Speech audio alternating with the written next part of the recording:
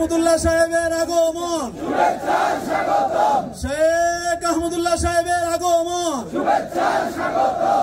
সম্মানিত উপস্থিতি, আজকের দিনে আমরা অত্যন্ত গর্বিত, আমরা সকলে অত্যন্ত আল্লাহ তাআলার কাছে কৃতজ্ঞ যে আমাদের সকলের অত্যন্ত প্রিয়ভাজন, সর্বজন শ্রদ্ধেয়, বাংলাদেশের সর্বশ্রেণীর মাটি ও মানুষের কাছে সমাদৃত, গ্রহণযোগ্য আমাদের প্রসিদ্ধ বিখ্যাত আলেমদ্বীন হযরতুল আল্লাম শেখ আহমদুল্লাহ হাফিজাহুল্লাহ আজকে আমাদের মধ্যে আগমন করছেন। আল্লাহ তাআলা হযরতের আগমনকে কবুল ও মঞ্জুর করে আমিন। আজকে এই মুহূর্তে আপনাদের সামনে আপনাদের সকলের পরিচিত, সকলের আকাঙ্ক্ষিত মেহমান হযরতুল আল্লাম শেখ আহমদুল্লাহ হাফিজাহুল্লাহ তাশরীফ নিচ্ছেন, যাকে আমরা সকলেই পৃথিবীর সকল বাংলাদেশি মানুষ আসন্না ফাউন্ডেশন চেয়ারম্যান হিসেবে চিনি, সকল গুণে গুণাবলিতে আমরা তাকে চিনি। আল্লাহ তাআলা হযরতকে কবুল মঞ্জুর করে আমিন। হযরত আসন্না ফাউন্ডেশনকে সারা দুনিয়ার জন্য, গোটা উম্মার জন্য কবুল মঞ্জুর করবেন আমিন।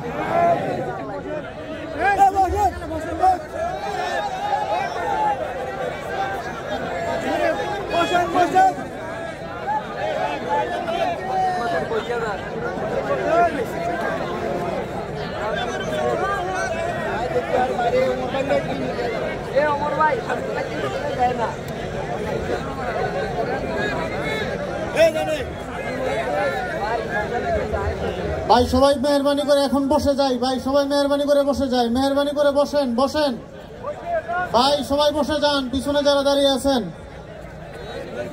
মেহরবানি করে বসে যান, বসে যান, বসে যান ভাই, যে যেখানে আছেন বসে যান।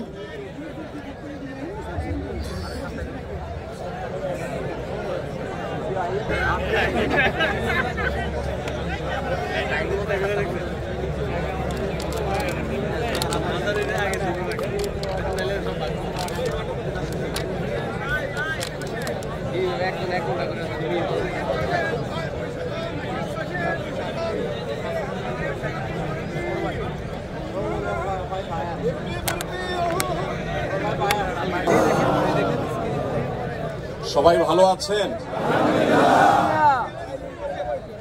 আল্লাহ তাআলার লাখ কোটি শুকর। গত বছর আমি এসেছিলাম, আপনারা জানেন, অসুস্থ শরীর নিয়ে। আল্লাহ রাব্বুল আলামিন এবছর আমাকে পরিপূর্ণ সুস্থ সবল এবং সম্পূর্ণ ভালো অবস্থায় আপনাদের সামনে আসার তৌফিক দিয়েছেন। এই জন্য আমি আমার রবের শুকরিয়া আদায় করছি, আলহামদুলিল্লাহ। সম্মানিত ভাই সকল, আপনারা অনেক দূর দূরান্ত থেকে এসেছেন।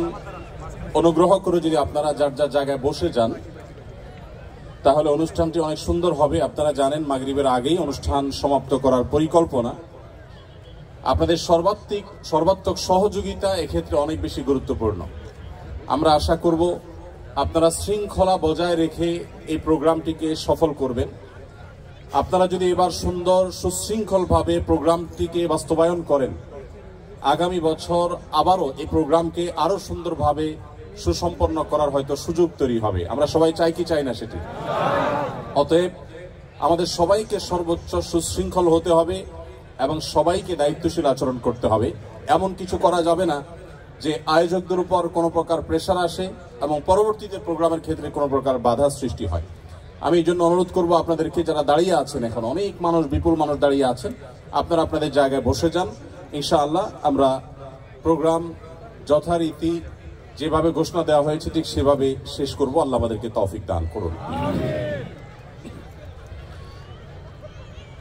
সম্মানিত উপস্থিতি, মূলত প্রশ্নোত্তরের জন্য আমি আপনাদের উদ্দেশ্যে কিছু কথা ইনশাআল্লাহ জমা করে রেখেছি, সেগুলো বলবো। প্রশ্নোত্তরের ফাঁকে ফাঁকে আপনাদের, বিশেষ করে কোরিয়ান প্রবাসীদের মনে থাকা কিছু প্রশ্ন আছে, যে প্রশ্নগুলোর উত্তর এবং সেই উত্তর দিতে গিয়ে প্রাসঙ্গিক অনেক কথা ইনশাআল্লাহ চলে আসবে, আমরা সেখানে বলবো। তার আগে শুধুমাত্র আপনারা যেহেতু কষ্ট করে অনেক দূর দূরান্ত থেকে এসেছেন, প্রশ্নের বাইরেও কিছু বিষয় আপনাদেরকে আমি অ্যাড্রেস করতে চাই।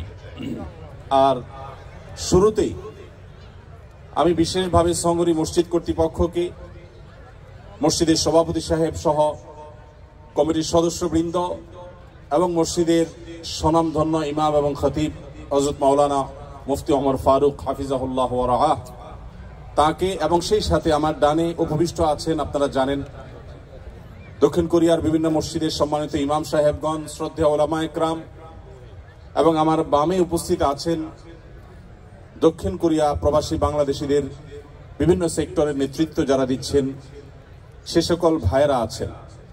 পর্দার আড়াল থেকে আমার মা এবং বোনরা দেখছেন, দূর থেকে মা বোনরা আমাদের এই অনুষ্ঠানে সামিল হয়েছেন। আমি জানি আপনাদের অনেকের অনেক কষ্ট করে এই অনুষ্ঠানে আসতে হয়েছে, অনেক স্যাক্রিফাইস করে আসতে হয়েছে, অনেক দূর দূরান্ত থেকে আসতে হয়েছে। আমি সকলের প্রতি আমি অন্তঃস্থল থেকে কৃতজ্ঞতা জ্ঞাপন করছি, শুকরিয়া জানাচ্ছি। আমি আরশের মালিকের কাছে নিবেদন করি, হে আরশে আজিমের মালিক, ঠিক এভাবে আমাদেরকে আপনি জান্নাতুল ফেরদাউসে একত্র হওয়ার তৌফিক দান করুন। এখানে তো অনেক ভিড় হয়, ব্যস্ততা হয়। আমার মনে চায়, আমাদের মিজানুর রহমান আজহারী ভাই, তারও মনে চায় নিশ্চয়ই, আপনাদের একজন একজন করে সবার সাথে যদি আমরা হাত মেলাতে পারতাম, সবার সাথে একান্তে কথা বলতে পারতাম, কিন্তু সময় আমাদেরকে সে সুযোগ দিচ্ছে না। কিন্তু মনে রাখবেন, জান্নাতে আমাদের কোনো তাড়াহুড়ো থাকবে না। সেখানে কোনো তাড়াহুড়ো থাকবে? জান্নাতে কোনো ডিউটি থাকবে? ইনশাআল্লাহ আল্লাহ রাব্বুল আলামিন আমাদেরকে জান্নাতে মন খুলে একে অন্যের সাথে আলাপ করার, মত বিনিময় করার তৌফিক দান করবেন। সম্মানিত উপস্থিতি, আমি খুব ভালো করেই জানি আপনারা যারা প্রিয় মাতৃভূমি ছেড়ে এত দূরে এসে এখানে বসবাস করছেন, কেউ চাকরির সুবাদে, কেউ ব্যবসার সুবাদে, কেউ হয়তো পড়াশোনা করার জন্য এখানে এসেছেন। নিজ মাতৃভূমির প্রিয় মাটিকে ছেড়ে, আত্মীয় স্বজনকে ছেড়ে দূর দেশে মানুষ যত ভালো খাক, যত ভালো পড়ুক এবং যত হ্যান্ডসাম স্যালারি পাক, দিন শেষে এক ধরনের অতৃপ্তি, দিন শেষে এক ধরনের কষ্ট, দিন শেষে এক ধরনের ব্যথা প্রবাসীদের প্রত্যেকের মনের মধ্যে অনুভূত হয়। কারণ আমি নিজে 10-10টি বছর প্রবাসে কাটিয়েছি, আমি জানি প্রবাসীদের মনের যে বেদনা, এটা দেশে যারা থাকে তারা বেশিরভাগ ক্ষেত্রে উপলব্ধি করতে পারে না। আমি প্রায় সময় বলার চেষ্টা করি, প্রবাসীদের বহনকারী বিমান যখন দেশের মাটি যখন দেখতে শুরু করে প্রবাসীরা জানালা দিয়ে, যে নিজের দেশের সেই এলোমেলো বিল্ডিংগুলো ঢাকা শহরের দেখা যাচ্ছে, তখন সিট থেকে বেল বাঁধা অবস্থায়ও পারলে সবাই দাঁড়িয়ে যাওয়ার চেষ্টা করে। এয়ার হোস্টেসরা বারবার বলেও তাদেরকে বসাতে পারেন না, থামাতে পারেন না। এত বেশি দেশকে প্রবাসীরা অনুভব করেন। অতএব প্রবাসী হিসাবে আপনাদের কষ্টের জায়গাগুলো আমি খুব ভালো করে উপলব্ধি করি। আমি আজ আপনাদেরকে যে কথাগুলো বলতে চাই সেটি হলো, এত কষ্ট করে, এত ত্যাগ করে আপনারা প্রবাসে এসেছেন, নিজ মাতৃভূমি ছেড়েছেন। আপনার এই কষ্ট করে আসা যেন দুনিয়া এবং আখিরাত উভয় জগতের জন্য আপনার কল্যাণ বয়ে আনে, আপনার যেন কোনো বিপদের কারণ না হয়, আপনাকে সেভাবে পদক্ষেপ গ্রহণ করতে হবে। সামান্য কিছু টাকা পয়সার জন্য, সামান্য একটু ক্যারিয়ারের জন্য, সামান্য একটু সার্টিফিকেটের জন্য, অথবা একটু ভালো থাকবার জন্য এসে যদি আপনার ঈমান, আমল, আপনার দিনদারিতা, আপনার তাকওয়াকে আপনি খুইয়ে বসেন, তাহলে এর চাইতে বড় দুঃখজনক, এর চাইতে বড় বেদনাদায়ক, এর চাইতে বড় কষ্টদায়ক আর কোনো বিষয় হতে পারে না। প্রিয় ভাইরা আমার, আমরা যারা প্রিয় মাতৃভূমি ছেড়ে, আপনজন ছেড়ে এখানে এসেছি, আমরা দূর দেশে পড়ে থেকে ছটপট করি, অনেক কষ্ট হয়, ফিল করি, অনুভব করি, নিজের দেশকে মিস করি অনেক বেশি, প্রিয়জনকে অনেক বেশি মিস করি। এত কষ্টের পরও এখানে এসে যদি আমাদের ঈমান, আমল, আমাদের দ্বীন, তাকওয়া, আমাদের আইডেন্টিটি অ্যাজ এ মুসলিম, আমাদের যে পরিচিতি, সে বিষয়গুলো যদি আমরা নষ্ট করে ফেলি, সেগুলো যদি আমাদের হারিয়ে ফেলি, তাহলে মনে রাখবেন এটাকেই বলা হয় খাসিরাত দুনিয়া ওয়াল আখিরা। দুনিয়াতেও মানুষ ধ্বংস হয়ে গেল, আখিরাতেও সে ক্ষতিগ্রস্ত হলো। কারণ দুনিয়াতে প্রিয়জনের সাথে থেকে আনন্দ, বিনোদন, ভালো লাগা, ভালোবাসাগুলোকে বিনিময় করতে পারলো না, আবার আখিরাতও তার ধ্বংস হয়ে গেল। আমরা কি কেউ সেটা চাই? আল্লাহ রাব্বুল আলামিন আমাদের সবাইকে এই প্রবাস জীবনকে আমাদের দুনিয়া এবং আখিরাত উভয় জগতের জন্য কল্যাণকর হিসাবে কবুল এবং মঞ্জুর করবেন, আমিন। প্রিয় ভাইরা আমার, আমি আপনাদের উদ্দেশ্যে কয়েকটি কথা বলতে চাই। যারা এমন সমাজে বসবাস করেন যেখানে অমুসলিম প্রধান, যেখানে মুসলিমদের প্রাধান্য নেই, যেখানে ইসলাম এবং মুসলিমদের জন্য অনুকূল পরিবেশ খুব বেশি নেই, এরকম যে সমস্ত ভাইরা আছেন, এরকম দেশে বসবাস করছেন, তাদেরকে বলবো, প্রথমত আপনার এখানে আগমন এবং এখানে অবস্থানের নিয়ত এবং উদ্দেশ্য, ইন্টেনশনটাকে পরিবর্তন করে নিন। আপনারা যারা এখানে সামান্য রুটি রুজির জন্য এসেছেন, ব্যবসা বাণিজ্যের জন্য এসেছেন, অনেকে হয়তো পড়াশোনা করার জন্য এসেছেন। আমি আপনাদেরকে বিনীতভাবে অনুরোধ করতে চাই, আপনার নিয়ত এবং আপনার উদ্দেশ্য হবে আপনি এখানে এসেছেন আল্লাহ রাব্বুল আলামিনকে সন্তুষ্ট করবার জন্য, এখানে এসেছেন ইসলামকে রিপ্রেজেন্ট করবার জন্য, এখানে এসেছেন আপনি ইসলামের দাওয়া মানুষকে দেওয়ার জন্য, ইসলামের পথে মানুষকে আহ্বান করার জন্য। এই যদি আপনার উদ্দেশ্য হয় তাহলে অমুসলিম প্রধান দেশে বসবাস করা আপনার জন্য শুধু জায়েজই হবে না, বরং আপনার এই বসবাস করাটা ইবাদত হিসেবে গণ্য হবে ইনশাআল্লাহ। আমি কি আপনাদেরকে বোঝাতে পেরেছি? তাহলে আপনি পেশায় যাই হন না কেন, আপনার পেশা যেটাই হোক না কেন, আপনি এই দেশে এসেছেন কেন? আপনি ইসলামের একজন দূত হয়ে এসেছেন, আপনি মুসলমানদের তরফ থেকে একজন দূত হয়ে এসেছেন। আপনি ইসলামের সৌন্দর্যগুলো আপনার আচার আচরণে, আপনার কাজকর্মে, আপনার চিন্তা ভাবনায়, আপনার নিয়মানুবর্তিতায়, আপনার শৃঙ্খলায়, আপনার কথাবার্তায়, আপনার সার্বিক সব কিছুর মাধ্যমে আপনি উপস্থাপন করার চেষ্টা করবেন। আপনার উদ্দেশ্যই হবে যে আমি অন্য ধর্মাবলম্বী যারা আছেন তাদেরকে ইসলামের ছায়াতলে আসার আহ্বান করব। আমি দাঈ ইলাল্লাহ হব, আল্লাহর পথে আহ্বানকারী হব, আল্লাহর দিকে মানুষকে ডাকবো। এটাই আমার মিশন, এটাই আমার ভিশন। এর পাশাপাশি এখানে আমার জীবন টিকাতে হলে, এখানে আমার জীবন ধারণ করতে হলে আমার হালাল উপার্জনের দরকার আছে। আমি ব্যবসা করি, আমি চাকরি করি, আমি অন্য যাই করি না কেন, এগুলো হলো আমার জীবন ধারণ করবার জন্য। কিন্তু আমার মূল উদ্দেশ্য হলো আল্লাহর দ্বীনকে এখানে ঘরে ঘরে মানুষের কাছে পৌঁছে দেওয়া। আমরা সবাই যদি এই নিয়তটা ঠিক করে নেই, পরিবর্তন করে নেই, তাহলেই আমাদের জন্য এখানে স্থায়ীভাবে বসবাস করা শুধু জায়েজই নয়, আবারও বলি ইবাদতে পরিগণিত হবে ইনশাআল্লাহ। প্রিয় ভাইরা, আপনারা জানেন আমাদের প্রিয় নবী সাল্লাল্লাহু আলাইহি সাল্লামের সাহাবীরা এক একজন এক এক এলাকায় চলে গেছেন। কোন সাহাবীর কবর পাওয়া যায় সুদূর চায়না, কোন সাহাবীর কবর পাওয়া যায় টার্কিতে, কোন সাহাবীর পাওয়া যায় ইজিপ্টে। বিভিন্ন এলাকাতে, বিভিন্ন দেশে এক একজন সাহাবীর কবর বা অনেক সাহাবীদের কবর পাওয়া যায়। সাহাবীরা সে সমস্ত দেশে কেন দিয়েছেন আপনারা জানেন?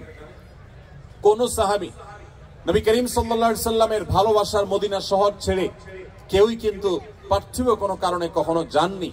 মদিনা ছেড়ে কেউ কখনো দুই পয়সা রুজি করার জন্য কোনো জায়গায় কোন সাহাবী অন্তত যেতে পারেন না। প্রিয় ভাইরা আমার, যত সাহাবীদের কবর আমরা দেখি পৃথিবীর প্রান্তে প্রান্তে ছড়িয়ে আছে, তারা সবাই গিয়েছেন মুহাম্মদ সাল্লাল্লাহু আলাইহি সাল্লামের যে দ্বীন তারা পেয়েছেন, সেই দ্বীনকে অন্যদের মাঝে পৌঁছে দেওয়ার জন্য, তাবলীগের জন্য, প্রচারের জন্য, দাওয়াতের জন্য তারা বের হয়েছেন। অতএব সেই একই উদ্দেশ্য আজও যদি আমাদের হয়, তাহলে আগামীর পৃথিবী হবে ইসলামের পৃথিবী, আগামীর পৃথিবী হবে মুসলমানদের পৃথিবী, আগামীর পৃথিবী হবে সুখ এবং স্বাচ্ছন্দ্যময় পৃথিবী। আগামী পৃথিবীতে ডিপ্রেশন থাকবে না, আত্মহত্যা থাকবে না, মানুষ কষ্টে থাকবে না। কারণ ইসলাম মানেই শান্তি। ইসলাম মানুষকে শান্তির পথে আহ্বান করে, দুনিয়ার শান্তি নিশ্চিত করে, আখিরাতের শান্তিও নিশ্চিত করে। অতএব আমাদের উদ্দেশ্য হবে আমরা এই দেশে এসেছি, বসবাস করছি আল্লাহর দ্বীনকে প্রচার করবার জন্য, মানুষকে ইসলামের পথে আহ্বান করার জন্য। আমরা সবাই নিয়ত করে নেব তো ইনশাআল্লাহ। আপনি হয়তো বলতে পারেন যে আমি একজন সাধারণ শিক্ষিত মানুষ, বা আমি একজন মাদ্রাসা পড়ুয়া নয় এরকম মানুষ, আমি কিভাবে আল্লাহর দ্বীন এর পথে মানুষকে আহ্বান করব? আমি সে বিষয়ে আসবো ইনশাআল্লাহ। খুবই সহজ এবং খুবই সিম্পল একটি বিষয়। আমরা যদি চাই প্রত্যেকটা মানুষ দ্বীনের দায়ী হতে পারি। নবী করিম সাল্লাল্লাহু আলাইহি সাল্লামের সাহাবীদের মধ্যে একেবারে সাধারণ থেকে সাধারণ সাহাবীও আল্লাহর দ্বীনকে প্রচার করবার জন্য বেরিয়ে গেছেন। তাদের মাধ্যমে শত শত মানুষ মুসলমান হয়েছেন। আজ যে আপনি মুসলিম, আজ যে নিজে আপনি গর্ব করেন যে ইসলামের পরিচয় পরিচিত করান, মনে রাখবেন সাহাবীরা পৃথিবীর বিভিন্ন দেশে দেশে যদি ইসলাম প্রচারের উদ্দেশ্যে না বের হতেন, তাহলে আপনার আমার বাপদাদারা, আমাদের পূর্বপুরুষরা তারা মুসলমান হতে পারতেন না। আমরাও কিন্তু মুসলমান এই পরিচয় গর্বের সাথে দিতে পারতাম না। অতএব আমাদের আগামীর পৃথিবী যদি মুসলমানের পৃথিবী হয়, আগামীর পৃথিবী যদি ইসলামের পৃথিবী হোক, সেটা আমরা চাই, তাহলে আমাদের উদ্দেশ্য হতে হবে আদ-দাওয়াতু ইলাল্লাহ, বা আল্লাহর পথে মানুষকে আহ্বান করা। আল্লাহর পথে আহ্বানকারী হব তো ইনশাআল্লাহ। মনে রাখবেন, আপনি একা ইবাদত বন্দেগী করে খুব অল্প পরিমাণ সওয়াব কামাতে পারবেন, কিন্তু আপনি যদি দাওয়াত দিয়ে মানুষকে ইসলামের পথে আনতে পারেন, যত মানুষ আপনার মাধ্যমে আসবে কিয়ামত পর্যন্ত, এই সব মানুষগুলো যত নেক আমল করবে, আল্লাহ রাব্বুল আলামিন আপনার আমল নামাতে সেই পরিমাণ সওয়াব দাখিল করাবেন, প্রবেশ করাবেন। এই জন্য ভাইরা আমার, ইসলামের দাওয়াতের এই কাজ আমাদের প্রত্যেকের মিশন হতে হবে, ভিশন হতে হবে। আল্লাহ আমাদের সবাইকে সে তৌফিক দান করুন। দ্বিতীয়ত যে বিষয়টি বলবো তা হলো, আপনারা এই দেশে এসেছেন, ইসলাম প্রচারের স্বার্থে, কাজের স্বার্থে তো আপনারা এদেশের ভাষা শিখেনি, কিন্তু ইসলাম প্রচারের উদ্দেশ্যে আপনারা এদেশের ভাষাকে খুব ভালো করে রপ্ত করবেন। বিশেষ করে ওলামা একরাম এখানে আছেন, আমি তাদেরকে বিশেষভাবে বলতে চাই, আর আমার সম্মানিত শ্রোতা ভাইদেরকে বলতে চাই, বোনদেরকে বলতে চাই, আপনারা সবাই এই দেশের ভাষা সবচেয়ে গুরুত্ব দিয়ে আপনারা শিখে ফেলবেন। উদ্দেশ্য হবে কি, আমি ভাষা শিখলে আমার চাকরিটা একটু ভালোভাবে হয়তো আমি করতে পারবো, আমার হয়তো অবস্থানটা মজবুত হবে, আমি হয়তো ব্যবসাটা আরো সুন্দরভাবে করতে পারবো। উদ্দেশ্য হয়তো পার্থিব হতে পারে, কিন্তু এই ক্ষেত্রে আপনার উদ্দেশ্যকে ঠিক করে নেন। আমি ভাষা শিখবো কেন? এই কোরিয়ান ভাষা দিয়ে আমি কোরিয়ান ভাইদেরকে, যারা আমাদেরকে তাদের দেশে বসবাস করার সুযোগ দিয়েছে, যারা তাদের দেশে আমাদেরকে ওয়েলকাম করেছে, এদের দেশের অনেক সুন্দর দিক আছে আপনারা জানেন। তারা অনেক সুশৃঙ্খল, তারা সত্যবাদী, তারা কোনো মিথ্যা বলে না, তারা কোনো ছল ছাতুরিতে যায় না, তাদের মধ্যে অনেক ভালো ভালো দিক আছে, গুণ আছে। দুঃখের বিষয়, মুসলমান নামধারী হলেও আমরা অনেকে সে সমস্ত গুণগুলো নিজেদের মধ্যে ধারণ করতে পারি নাই। তো এই মানুষগুলো যারা আমাদেরকে এই যে এখানে এত সুন্দর একটা প্রোগ্রাম করার সুযোগ দিয়েছে, একটা বিশ্ববিদ্যালয় মাঠে এত চমৎকার করে ভিনদেশী মানুষদেরকে তারা কাজের সুযোগ দিয়েছেন, আমি ব্যক্তিগতভাবে তাদের সবার প্রতি কৃতজ্ঞতা জ্ঞাপন করছি, যারা এই সুযোগ দিয়েছেন এবং সামনেও তারা এই সুযোগ দিবেন বলে আমরা আশা করি। তো এই যে সুযোগ তারা দিচ্ছেন আমাদেরকে, তাদের প্রতি আমাদের দায় আছে না নেই? আমরা জান্নাতে কি একা যেতে চাই না তাদেরকে নিয়ে যেতে চাই? আল্লাহ রাব্বুল আলামিন আমাদের সবাইকে, আমাদের কোরিয়ান ভাইদেরকে নিয়ে জান্নাতে যাওয়ার তৌফিক দান করুন। আমরা তাদেরকে অনন্ত অসীমকালের সুখের ঠিকানা দেখতে চাই কি চাই না? যদি চাই তাহলে তাদের ভাষা আমাদেরকে শিখতে হবে, কারণ তাদের ভাষা শিখলে আমি ইসলামটাকে আমি আমার মতো করে, তাদের বোঝার মতো করে আমি উপস্থাপন করতে পারবো। এই জন্য ভাইরা, আপনারা কোরিয়ান ভাষাটা খুব ভালো করে রপ্ত করবেন। আবার বলছি, উদ্দেশ্য হবে যে আমি তাদেরকে আল্লাহর পথে আহ্বান করব। আমি জাপানে গিয়েছি, টোকিওতে আমি বাংলাদেশি প্রবাসী ভাইদেরকে দেখেছি। অনেক বাংলাদেশি ভাইরা আছেন যাদের হাতে অগণিত জাপানিজরা মুসলমান হয়েছে। মনে রাখবেন, তাদের বেশিরভাগ মানুষ কোনো ধর্ম বিশ্বাস না করলেও সেই মানুষগুলোর মধ্যে হক এবং ভালোকে অনুসন্ধান করার এক মানসিকতা আছে। কারণ নবী সাল্লাল্লাহু আলাইহি ওয়াসাল্লাম বলেছেন, কুল্লু মাউলুদিন ইউলাদু আলাল ফিতরা, প্রত্যেকটি শিশু, প্রত্যেকটা মানুষ জন্মগ্রহণ করে প্রকৃতিগতভাবে মুসলমান হয়ে, তার ভিতরে ইসলামের প্রতি টান থাকে, ঈমান থাকে, এটা নিয়ে সে দুনিয়াতে আসে। অতএব তাদের মধ্যে সত্যের অনুসন্ধান আছে, আমরা সেটাকে যথাযথভাবে উপস্থাপন করতে না পারা, এটা আমাদের দুর্বলতা, এটা আমাদের ব্যর্থতা। আপনারা জানেন, এদেশের গলিতে গলিতে গির্জা দেখা যায়। আমি আগামী 20, 25, 30, 50 বছর পর এদেশের গলিতে গলিতে যেভাবে গির্জা দেখা যাচ্ছে, তার চাইতে বেশি পরিমাণে মসজিদের মিনার দেখার স্বপ্ন দেখছি। আল্লাহ কবুল করুন, বলুন আমিন। আপনারা কি চান এদেশের গলিতে গলিতে এভাবে মসজিদের মিনার হোক? আপনারা কি চান সেটা? যদি চান, আপনাদের প্রত্যেককে দায়ী হইতে হবে, ইসলাম প্রচারক হতে হবে। আপনারা যদি দায়ী হতে রাজি থাকেন, আমি প্রতিশ্রুতি দিচ্ছি, ইমাম সাহেবগণ, ওলামা একরাম আছেন, তারা যদি বলেন যে আমাদের প্রবাসী ভাইদের মধ্যে বিশেষায়িত প্রোগ্রাম করে কেউ যদি দায়ী আল্লাহ হতে চান, ইসলাম প্রচারে কাজ করতে চান, তাহলে আমরা তাদেরকে বিশেষভাবে প্রশিক্ষণ দেওয়া, তাদেরকে সময় দেওয়া, তাদের জন্য আলাদা প্রোগ্রামের অ্যারেঞ্জ করার জন্য আমি ইনশাআল্লাহ সময় দিতে প্রস্তুত আছি। ভাইরা আমার, ডক্টর জাকির নায়েক কি কোনো মাদ্রাসায় পড়ালেখা করেছেন? তিনি যদি একজন জেনারেল শিক্ষিত মানুষ হয়ে, একজন চিকিৎসক পেশায় একজন চিকিৎসক হয়ে যদি আল্লাহর দ্বীনের পথে গোটা পৃথিবীর মানুষকে আহ্বান করতে পারেন, তাহলে আপনি আমি পারবো কি পারবো না? ইনশাআল্লাহ। আমাদের সবার এর জন্য সৎ সাহস লাগবে। আমরা এক একজন ইসলাম এবং মুসলমানদের পক্ষ থেকে দূত হয়ে এই দেশে শেষ দিন পর্যন্ত আমরা বসবাস করবো ইনশাআল্লাহ। তাহলে দ্বিতীয়ত যেটি বলেছি, তা হলো এই দেশের মানুষের ভাষা আপনাদেরকে শিখতে হবে। আপনারা জানেন, এখানে অনেক খ্রিস্টান মিশনারি ভাইয়েরা, বোনেরা, তারা আপনাদেরকে কেমন আছেন বলে যখন প্রশ্ন করে, তখন আপনাদের কাছে অনেক ভালো লাগা কাজ করে, কারণ আপনার ভাষা তারা জানে, তাই না? এর চাইতে বড় দুর্ভাগ্যজনক বিষয় কি হতে পারে? মুহাম্মদ সাল্লাল্লাহু আলাইহি সাল্লামের উম্মত আপনি, আল্লাহর পক্ষ থেকে একমাত্র দ্বীনের ধারক আপনি, অথচ আপনাকে দাওয়াত দেওয়া হচ্ছে খ্রিস্ট ধর্মের। আপনি আপনার দ্বীনকে সুন্দরভাবে, সুচারুরূপে, অত্যন্ত চমৎকার ভাবে এদেশে মানুষের সামনে উপস্থাপন আপনি করতে পারেন নাই। এর চাইতে লজ্জার, এর চাইতে দুঃখের আর কিছু হতে পারে না। প্রিয় কোরিয়ান প্রবাসী ভাইরা, কোরিয়া প্রবাসী ভাইরা, আমি আপনাদেরকে উদাত্ত আহ্বান করতে চাই, আপনারা সবাই যদি সজাগ হন, আপনারা যদি সচেতন হন, আপনারা যদি দায়িত্বশীল হন, আমার বিশ্বাস খুব বেশি দিন লাগবে না যে ইনশাআল্লাহ এদেশের মোড়ে মোড়ে, রাস্তা রাস্তায় ইনশাআল্লাহ আজানের ধ্বনি শোনা যাবে। আমরা সবাই চেষ্টা করবো তো ইনশাআল্লাহ। নাম্বার 3, মনে রাখবেন, ইসলামের পথে আহ্বান করবার জন্য আপনার মুখের বক্তব্য অথবা আপনার লেখনির চাইতে অনেক বেশি পাওয়ারফুল একটা মাধ্যম আপনার কাছে আছে। সেটা কি? সেটা হলো আপনার আমার নিজেদের আচার আচরণ, আমাদের কাজ কারবার, এই বিষয়গুলো অন্য ধর্মাবলম্বীদেরকে যেন ভাবতে বাধ্য করে যে মুসলমানদের দিন এতটাই সুশৃঙ্খল, এতটাই চমৎকার, এই দিন সম্পর্কে জানতে যেন তারা আগ্রহী হয়, তারা যেন কৌতূহলী হয়, তাদের মধ্যে যেন আগ্রহ জাগে, আগ্রহ জন্মায় যে ইসলামটা কি তারা যেন জানতে চেষ্টা করে। এই জন্য ভাইরা, আমি আপনাদেরকে বলতে চাই, গত বছরও আপনাদেরকে বলেছি, আপনারা এক একজন এখানে যারা আছেন আপনারা প্রত্যেকে দুটি করে ডিপার্টমেন্টে আপনারা রিপ্রেজেন্ট করছেন।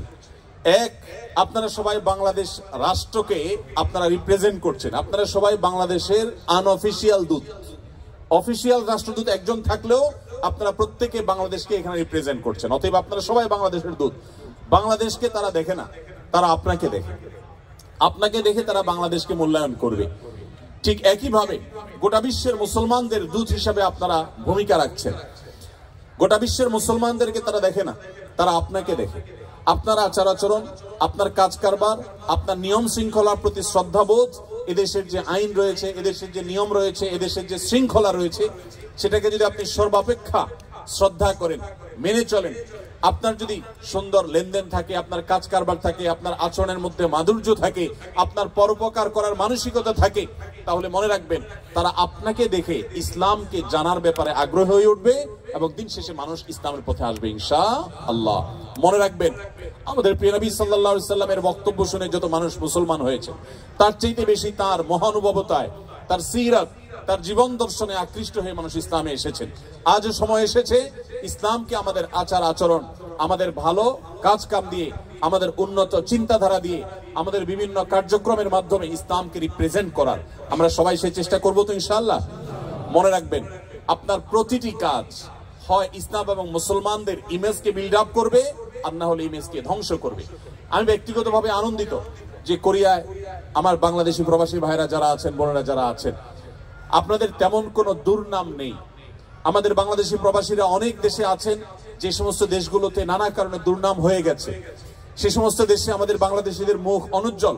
আলহামদুলিল্লাহ, আমার স্বদেশী ভাইরা যারা এই দেশে বসবাস করছেন, কোরিয়া প্রবাসী ভাইদেরকে আমি স্পেশাল ভাবে ধন্যবাদ জানাচ্ছি, আপনাদের প্রতি কৃতজ্ঞতা জানাচ্ছি যে আপনাদের তেমন কোনো দুর্নাম নেই। এর জন্য অবশ্য নেতৃবৃন্দ যারা আছেন, বিভিন্ন সোসাইটিকে যারা নেতৃত্ব দিচ্ছেন, নিশ্চয়ই তাদের অবদান আছে, নিশ্চয়ই উলামা ইকরাম, ইমাম সাহেবদের অবদান আছে, নিশ্চয়ই আপনাদের সবার সদিচ্ছা আছে। আল্লাহ তাআলা আপনাদের সবাইকে আপনাদের এই সুনামকে ধরে রাখার, বরং এটাকে আরো সামনে নিয়ে যাওয়ার তৌফিক দান করুন।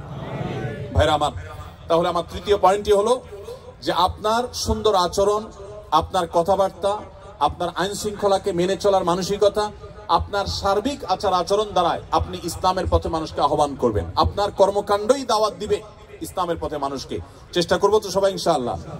নাম্বার 4, আপনি প্রবাসে থেকে যদি আল্লাহর দ্বীনকে রিপ্রেজেন্ট করতে চান আর নিজের ঈমান আমলকে হেফাজত করতে চান, মনে রাখবেন আপনি কিছু পয়সা কামাই করতে এসে যদি আপনি বেঈমান হয়ে চলে যান, অথবা আপনি ঈমানদার আছেন, আপনার ছেলে মেয়ে তারা বেঈমান হয়ে যদি চলে যায়, পরের জেনারেশনটা যদি ধ্বংস হয়ে যায়, তো এর চাইতে বড় দুর্ভাগ্যের বিষয় আর কিছু হতে পারে না। অতএব এই বিষয়টিকে মাথায় রেখে আমি আপনাদেরকে অনুরোধ করব যে আপনারা সবাই সবসময় চেষ্টা করবেন, সচেষ্ট থাকবেন যে আপনারা যেখানেই থাকেন না কেন আশেপাশে মসজিদগুলোর সাথে আপনারা ইনভলভ হয়ে থাকবেন। ইমাম সাহেবদের বিভিন্ন যে প্রোগ্রামগুলো থাকে, কোরআন শিক্ষার আসর থাকে, তাফসিরের আসর থাকে, বিভিন্ন দ্বীনি প্রোগ্রামগুলো থাকে, যে কোনো দ্বীনি প্রোগ্রামের সাথে আপনারা এঙ্গেজ হয়ে থাকবেন, মসজিদগুলোর সাথে সম্পৃক্ত হয়ে থাকবেন, নামাজি মানুষদের সাথে থাকবেন। কারণ ভালো সঙ্গ যদি মানুষ অবলম্বন করে, তখন যে কোনো বিপদ আপদ থেকে, ঈমান হরণকারী বিষয় থেকে আল্লাহ রাব্বুল আলামিন মানুষকে হেফাজত করেন। এই জন্য নেক সঙ্গ বা সৎসঙ্গ এটা আমাদের ঈমানকে এই প্রতিকূল পরিবেশে টিকিয়ে রাখার জন্য সবচেয়ে সহায়ক ভূমিকা রাখবে। এই জন্য আমি আশা করব আপনারা সবাই সেই বিষয়টি রাখবেন। আমাদের বোনরা যারা আছেন, আপনাদেরকে আমি বিশেষভাবে বলতে চাই, আপনারা নিজেদের মধ্যে বলয় গড়ে তোলেন, সোসাইটি এবং সার্কেল গড়ে তোলেন। 10-20 জন বোন যাদের মধ্যে আল্লাহর ভয় আছে, যারা হালাল হারাম মেনটেন করেন, যারা দুনিয়ার সমস্ত লোভের বিপরীতে ঈমানকে প্রায়োরিটি দেন, প্রাধান্য দেন, সেই মানুষগুলোকে সাথে নিয়ে আপনারা ছোট ছোট সার্কেল করে করে আপনারা নিয়মিত বৈঠক করেন, নিজেদের মধ্যে বোঝাপড়া করেন, কোরআন হাদিসের তালিম করেন, আলোচনা পর্যালোচনা করেন। আপনাদের শিশুদেরকে ঈমানের উপরে টিকায় রাখবার জন্য, তাদেরকে সেভ করবার জন্য প্রতিকূল পরিবেশে আপনার শিশুদের জন্য আলাদা সোসাইটি বিল্ড আপ করতে হবে, তাদের জন্য আলাদা পরিবেশ গড়তে হবে, মসজিদগুলো থেকে তাদের জন্য নানামুখী উদ্যোগ নিতে হবে। মনে রাখবেন, স্রোতের তালে গা ভাসানো এটার জন্য কোনো যোগ্যতার প্রয়োজন হয় না, স্রোতের বিপরীতে চলতে হলে যোগ্যতার প্রয়োজন হয়। আপনারা কি স্রোতের তালে গা ভাসিয়ে নিজেদের পরিচয়কে হারিয়ে ফেলতে চান, নাকি পরিচয় ধরে রাখতে চান? পরিচয় ধরে রাখতে চান। মনে রাখবেন, অনেক ভাইরা আছেন যারা নিজ দেশের মানুষের কৃষ্টি, কালচার, নিজের ইমান আমল এগুলোকে হারিয়ে বসেছে। এর চেয়ে দুর্ভাগ্যজনক আর কিছুই হতে পারে না। সামান্য একটু টাকা পয়সার জন্য আপনি আপনার আইডেন্টিটিকে একেবারে পানির সাথে মিশিয়ে দিয়েছেন, ধুলোর সাথে মিশিয়ে দিয়েছেন। ভাইরা আমার, আমি আপনাদেরকে অনুরোধ করতে চাই, পৃথিবীর যে প্রান্তেই থাকুন না কেন, নিজের আইডেন্টিটি, নিজের আত্মপরিচয়কে কখনো কোনো অবস্থাতে আপনি ধুলোর সাথে মিশতে দিবেন না। আলহামদুলিল্লাহ, আমি আবারও কৃতজ্ঞতা জানাই কোরিয়া সরকারের প্রতি, কোরিয়ান অথরিটির প্রতি। এখানকার যত দায়িত্বশীল আছে, যত প্রতিষ্ঠান আছে, তারা অত্যন্ত আন্তরিক। তাদের প্রশংসায় পঞ্চমুখ আমাদের প্রবাসী ভাইরা যেখানে যাই, আপনারা সবাই কোরিয়ান অথরিটির প্রশংসা করে থাকেন, আমরাও তাদের প্রশংসা করি। আল্লাহ রাব্বুল আলামিন তাদেরকে হেদায়েতের আলো দ্বারা আলোকিত হওয়ার তৌফিক দান করুন। যারা আমাদের জন্য এই দেশে বসবাস করার সুযোগ করে দিয়েছেন, যারা আমাদের সিকিউরিটি দিচ্ছেন, নিরাপত্তা দিচ্ছেন, যারা আমাদেরকে এত সুন্দর দ্বীনি প্রোগ্রাম করবার সুযোগ দিয়েছেন, যারা মসজিদ পরিচালনা করছেন, আপনাদেরকে বাধাহীনভাবে নির্বিঘ্নভাবে দ্বীনি কাজ করার সুযোগ যারা দিয়েছেন, আমরা অন্তঃস্থল থেকে আল্লাহর কাছে ফরিয়াদ করি, হে আল্লাহ, গোটা কোরিয়াবাসীকে আপনি জান্নাতবাসী হওয়ার মতো উপযুক্ততা নিয়ে দুনিয়া থেকে যাওয়ার তৌফিক নসিব করুন। কিন্তু সেজন্য আমাদের দায় এবং দায়বদ্ধতা, দায়িত্বশীলতা আছে না নাই? যদি থাকে, আমাদের প্রত্যেককে আজ এখান থেকে প্রতিশ্রুতি করতে হবে, আমরা সবাই ইনশাআল্লাহ এখান থেকে দায়ী হওয়ার সংকল্প নিয়ে, ইসলাম প্রচারক হওয়ার, আল্লাহর প্রতি আহ্বানকারী হওয়ার সংকল্প নিয়ে এখান থেকে যাব। ঠিক আছে তো ইনশাআল্লাহ? ভাইরা আমার, সেই জন্য 4 নম্বর পয়েন্ট বলেছি যে আপনাকে যেটা করতে হবে, সৎসঙ্গ অবলম্বন করতে হবে। ভালো মানুষ যারা নামাজ কালাম পড়েন, হালাল হারাম মেনটেন করেন, ইমান ব্যাপারে খুব সিরিয়াস, যে আমার টাকা পয়সা আসুক আর না আসুক, ইমান যেন চলে না যায়, এই মানুষগুলোর সাথে আপনি বন্ধুতা করবেন, তাদের সাথে উঠা বসা করবেন। যত বেশি তাদের ব্যাপারে আপনি সিরিয়াস হবেন, তত বেশি ইনশাআল্লাহ আপনার ইমানকে এই প্রতিকূল পরিবেশে আপনি সেফ রাখতে পারবেন। আপনি জানেন, নবী করিম সাল্লাল্লাহু আলাইহি সাল্লাম বলেছেন, যে ব্যক্তি অন্য ধর্মাবলম্বীদের কাছে, ইহুদি মুশরিক বা নাসারা বা মুশরিকদের মধ্যে যারা বসবাস করে, ওই ব্যক্তির ইমানের ব্যাপারে নবী সাল্লাল্লাহু আলাইহি সাল্লাম কোনো দায়িত্ব নেন না, তার ব্যাপারে নবী সাল্লাল্লাহু আলাইহি সাল্লাম কোনো দায়িত্ব নিতে চান না, এমন কথা তিনি বলেছেন। এটা এক ধরনের সতর্কবাণী যে প্রতিকূল পরিবেশে তুমি নিজের ইমানকে রক্ষা করতে পারবা না। অনেকে সন্তান সন্ততি সহ এখানে বসবাস করেন, নিজের ইমান সেভ করতে পারলেও পরের জেনারেশন ধরে রাখা কঠিন, আর থার্ড জেনারেশন ধরে রাখা শুধু কঠিন নয়, অলমোস্ট অসম্ভবের মতো। এটা সম্ভব হওয়ার একমাত্র পথ হলো, আপনার মূল পরিচয় ব্যবসায়ী হবে না, আপনার মূল পরিচয় চাকরিজীবী হবে না, আপনার মূল পরিচয় স্টুডেন্ট হবে না, আপনার মূল পরিচয় হবে আপনি দেশে আছেন, থাকবেন ইসলামকে রিপ্রেজেন্ট করার জন্য, ইসলামের দায়ী হওয়ার জন্য, ইসলামের পথে মানুষকে আহ্বান করার জন্য। মনে রাখবেন, সাধারণ ইবাদতকারী আর দায়ীর মধ্যে পার্থক্য হলো, আমাদের দেশে আমরা জানি যে বিভিন্ন রকমের নির্বাচন হয়ে থাকে, যে বিভিন্ন পর্যায়ে যে নির্বাচন হয়, এখানে কিছু থাকে ভোটার আর কিছু থাকে ক্যান্ডিডেটের পক্ষ থেকে প্রচারক বা ক্যাম্বাসার। যারা প্রচারক থাকে, এদের কাছে সাধারণত এক দলের যিনি ক্যান্ডিডেট থাকেন, প্রার্থী থাকেন, ধরেন এক জায়গায় চেয়ারম্যান ইলেকশন হচ্ছে, চেয়ারম্যান পদপ্রার্থী কয়েকজন আছেন, তো একজন পদপ্রার্থী তার পক্ষে যিনি ভোট কালেকশন করেন, তার কর্মী হিসাবে যিনি কাজ করেন, তাকে কিন্তু অন্য ক্যান্ডিডেটের লোকেরা কখনো তার চেয়ারম্যানকে ভোট দিতে বলে না, কারণ জানে যে এই লোকটা তো নিজেই একজন চেয়ারম্যানের কর্মী, তাকে কি আমি ভোটের দাওয়াত দিব। কিন্তু যে ব্যক্তি সাধারণ ভোটার, তার কাছে কিন্তু সবাই ভোটের জন্য বলে, সব ক্যান্ডিডেটরা এসে বলে ভাই ভোটটা আমাদেরকে দিন, বলে কি বলে না? আপনি যদি সাধারণ মুসলমান হয়ে থাকেন, আপনাকে শয়তান দাওয়াত দিবে যে তুমি শয়তানিতে চলে আসো, এদেশের মানুষের কুফরিগুলা তুমি গ্রহণ করো। আর যদি আপনি নিজে ইসলাম প্রচারক হন, তাহলে শয়তান আপনার ব্যাপারে নিরাশ হয়ে যাবে যে না, এই লোককে তো দাওয়াত দিয়ে লাভ নাই, এ তো নিজেই আল্লাহর পথে মানুষকে দাওয়াত দিচ্ছে। এজন্য আমাদের ইমানকে টিকিয়ে রাখার একমাত্র উপায় হলো দাওয়াতের কাজ করা, দাঈ ইলাল্লাহ হওয়া। সবাই চেষ্টা করবো তো ইনশাআল্লাহ?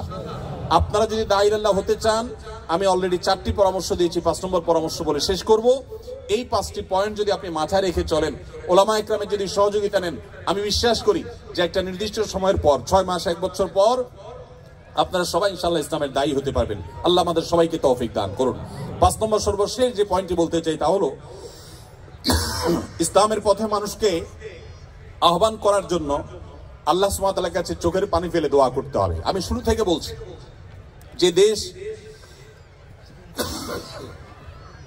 আমাদেরকে এত সুযোগ দিয়েছে, যে দেশ আমাদেরকে নিরাপদে বসবাস করার সুযোগ দিয়েছে, আমাদের প্রিয় স্বদেশে পর্যন্ত আমরা অনেকে এতটা নিরাপদ না। ঠিকই ঠিক না বলেন?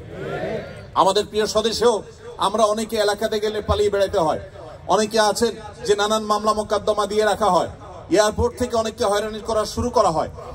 তো এইরকম আমরা যে দেশে বসবাস করছি, এই দেশে আপনাদের জীবন নিয়ে কখনো শঙ্কায় থাকা লাগে? আপনাদের সম্পদ নিয়ে কখনো ভয় করা লাগে? তো যে দেশের মানুষ আমাদেরকে এতটা নিরাপত্তা দিয়েছে, এতটা সুযোগ দিয়েছে, আমি এখান থেকে হালাল উপার্জন করার সুযোগ পাচ্ছি, আমরা তাদের প্রতি যে কৃতজ্ঞতা বোধ, সেই কৃতজ্ঞতা বোধ থেকে আজ থেকে আপনার যত দোয়া হবে, আপনি প্রত্যেক দোয়াতে একবারের জন্য হলে বলবেন, আল্লাহ এদেশের যে মানুষগুলো এত সুন্দর, এত সভ্য, এত ভদ্র, এত সত্য কথা বলে, এত সৎ এবং ন্যায়পরায়ণ, শুধু তাদের ঈমানটুকু নেই, হে আল্লাহ আপনি আমাকে ক্যাপাবল করে দেন, আমি যেন তাদের সবাইকে ঈমানের পথে আহ্বান করতে পারি। দোয়া করা যাবে না ইনশাআল্লাহ? আল্লাহ আপনি তাদের সবাইকে হেদায়েত দান করেন, তাদের জন্য দোয়া করা যাবে না ইনশাআল্লাহ? আমরা যদি আজকে এখানে যত হাজার মানুষ আছি, আজ থেকে যদি আমরা নিয়মিত প্রত্যেক দোয়াতে আমরা যদি চোখের পানি ফেলে আল্লাহর কাছে ফরিয়াদ করি যে আল্লাহ তুমি এই মাটিকে ইসলামের জন্য কবুল করো, আল্লাহ এদেশের মানুষগুলোকে ইসলামের জন্য কবুল করো, আল্লাহ এরা যদি ইসলামের পথে চলে আসে তাহলে ইসলামের আসল সৌন্দর্য মানুষ দেখতে পাবে, কারণ এদের আচার আচরণ, এদের ন্যায় নীতি, এদের অনেক কর্মকাণ্ড অলরেডি কোরআন হাদিস যা বলেছে তার বাস্তব রূপ হিসাবে আমরা দেখতে পাচ্ছি। শুধু ঈমানটা যদি প্লাস করা যায় তাহলে তারাই হবে আমাদের সামনে সবচেয়ে উত্তম মডেল, সবচেয়ে উত্তম আদর্শ। হে আল্লাহ আপনি তাদেরকে ঈমান দান করেন। আপনি যে সুপারভাইজারের অধীনে কাজ করেন আপনি তার নাম ধরে আল্লাহর কাছে দোয়া করবেন। আপনি যে কোম্পানিতে কাজ করেন সেই কোম্পানির মালিকদের জন্য আল্লাহর কাছে দোয়া করবেন। আপনি যে এলাকায় বসবাস করেন সে এলাকার অন্য ধর্মাবলম্বী ভাইদের জন্য দোয়া করবেন। এভাবে যদি সবার জন্য আপনি দোয়া করেন, চোখের পানি ফেলেন, মনে রাখবেন নবী করিম সাল্লাল্লাহু আলাইহি সাল্লাম বদরের সময় আল্লাহর কাছে চোখের পানি ফেলে দোয়া করেছেন এবং বলেছেন, আল্লাহ যদি আপনি চান আজকের পরে আর আপনাকে ইবাদত কেউ করার থাকবে না তো সেটা হতে পারে, আর যদি আপনি চান আপনার দিনকে টিকাবেন সেটাও হতে পারে। আল্লাহর কাছে ফরিয়াদ করে তিনি হেদায়েতের সাফল্য, দ্বীন এবং ঈমানের সাফল্য তিনি কামনা করেছেন। আমি আপনাদেরকে উদাত্ত আহ্বান রাখতে চাই, আপনারা সবাই যার যার জায়গা থেকে আপনাদের দোয়াগুলোতে আমাদের এই কোরিয়ান ভাই বোনদের জন্য, এদেশে বসবাস করি অন্য ধর্মাবলম্বী ভাই বোনদের জন্য দোয়া করবেন, আল্লাহ যেন তাদের সবাইকে হেদায়েত গ্রহণ করার তৌফিক নসিব করে। দোয়া করবো তো ইনশাআল্লাহ? তাহলে আমি আবারও এক নজরে 5টি কথা বলছি।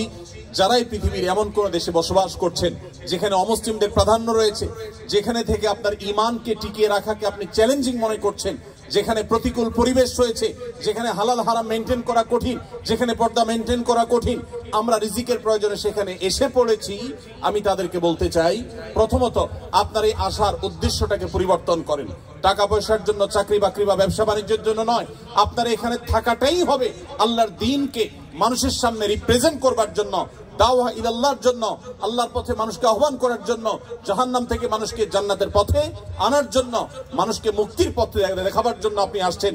এই উদ্দেশ্যটাই যদি আপনার মূল হয়ে যায় তাহলে আপনার ব্যবসার ক্ষতি হোক, দাওয়াত যেন ঠিক থাকে, চাকরি চলে যাক, দাওয়াত যেন ঠিক থাকে, আপনার অন্য সব কিছুতে স্যাক্রিফাইস করবেন, কম্প্রোমাইজ করবেন, কিন্তু দাওয়াতের কাজে, ইসলামের কাজে আপনি কম্প্রোমাইজ করবেন না। নাম্বার 2, আপনাকে যে দেশে আছেন সে দেশের মানুষের ভাষা শিখতে হবে। তাদের ভাষা যদি আপনি রপ্ত করতে পারেন তাহলে তাদেরকে দাওয়াত দিতে পারবেন। ভাষা শিখলে আপনার স্কিল ডেভেলপ হবে, আপনার চাকরি, আপনার ব্যবসা ভালোভাবে করতে পারবেন। কিন্তু উদ্দেশ্য সেটা হবে না, উদ্দেশ্য হবে যে আমি এই ভাষা শিখে তাদেরকে আল্লাহর কথা আমি ব্যাখ্যা করব, কোরআনের কথা বলবো, সুন্নাহর কথা বলবো। ভাইরা আমার, আপনাদের হয়তো অনেকের কাছে জিনিসটা একটু অস্বাভাবিক মনে হচ্ছে যে এই মানুষগুলো এত উন্নত জ্ঞানে, বিজ্ঞানে, তথ্যে, প্রযুক্তিতে, অবকাঠামোতে, অন্য অনেক দিক থেকে তারা এগিয়ে আছে, তারা আমাদের ধর্মের জন্য তারা কি আদৌ লালায়িত?